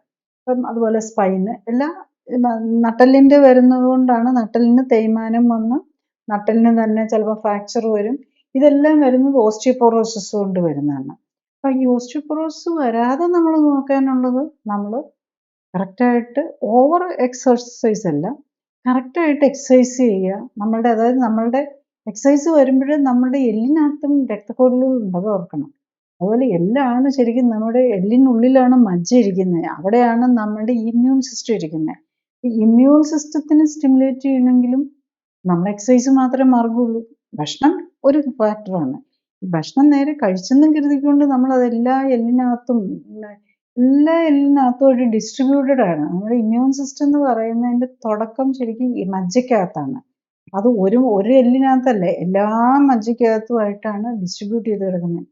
അത്ര വെൽ പ്ലാൻഡ് ആണ് നമ്മുടെ ബോഡി. ഏതെങ്കിലും ഒരു പാട്ട് പോയാൽ ഇപ്പോൾ കാലിലെ മജ്ജയിൽ മാത്രം ഉള്ളെങ്കിൽ കാല് എന്തെങ്കിലും പറ്റി മുറിഞ്ഞു പോയി കഴിഞ്ഞ് കഴിഞ്ഞാൽ നമ്മുടെ ഇമ്മ്യൂൺ സിസ്റ്റം തകരാറിലാവില്ലേ? സോ ഹോൾ ബോഡിയിലായിട്ട് ഇത് ഡിസ്ട്രിബ്യൂട്ട് ചെയ്ത് കിടക്കുകയാണ് ഇമ്മ്യൂൺ സിസ്റ്റം. അതിൻ്റെ ഒരു മേജർ പാർട്ടാണ് നമ്മുടെ മജ്ജ എന്ന് പറയുന്നത്. അപ്പം മജ്ജ സ്റ്റിമുലേറ്റ് ചെയ്യണമെങ്കിലും മജ്ജയ്ക്കകത്തേക്ക് ബ്ലഡ് പോകുന്ന രക്തക്കുഴലുണ്ട്. അവിടെ നിന്നാണ് നമ്മൾ അവിടെ ഉണ്ടാക്കുന്ന വൈറ്റ് ബ്ലഡ് സെൽസിനെയും റെഡ് ബ്ലഡ് സെൽസിനെയും പ്ലേറ്റ്ലെറ്റ്സിനെയും ഒക്കെ ഹാർട്ടിലേക്ക് കൊണ്ടുവന്ന് എല്ലായിടത്തേക്കും കൊടുക്കുന്നത്. സോ അതിന് ആ എല്ലിൻ്റെ ആരോഗ്യം എന്ന് പറയുന്നത് ജസ്റ്റ് എല്ലൊടിയൽ മാത്രമല്ല. എല്ലിൻ്റെ ആരോഗ്യം നശിച്ചിട്ടുണ്ടെങ്കിൽ ഡെഫിനറ്റ്ലി അവരുടെ ഇമ്മ്യൂൺ സിസ്റ്റം കൂടി വീക്കെൻഡ് ആവുകയാണ്. അപ്പം ഇത് ഒരു ജോയിൻറ്റിന് വന്നാലും മനസ്സിലാക്കുക, അവിടെ ഇപ്പം നമ്മുടെ ബോൺസും മാത്രമല്ല അവിടെ പോകുന്നത്, മസിലും വീക്കായിട്ട് പോവുകയാണ്. അപ്പം അതുകൊണ്ട് മസിൽ വീക്കായതുകൊണ്ടും കൂടാണ് നമ്മൾ മസിൽ വീക്കാവുന്നതുകൊണ്ട് വീണാൽ വെല്ല് വീക്കാവുന്നതുകൊണ്ട് ഓടിയും. പക്ഷെ അതേ സമയത്ത് നന്നായിട്ട് എക്സസൈസ് ഒക്കെ ചെയ്യുന്ന ഇപ്പം 50 വയസ്സുള്ള ഒരു ഫിറ്റ് ആയിട്ടുള്ള ഒരാൾ കറക്റ്റായിട്ട് എക്സസൈസും ഒക്കെ ചെയ്ത് നല്ല കറക്റ്റ് ബോഡിയുള്ള ഒരാൾ ഒന്ന് തെന്നി വീണാൽ അയാളുടെ കാലും കൈയും ഒന്നും ഒടിയാൻ പോകുന്നില്ല.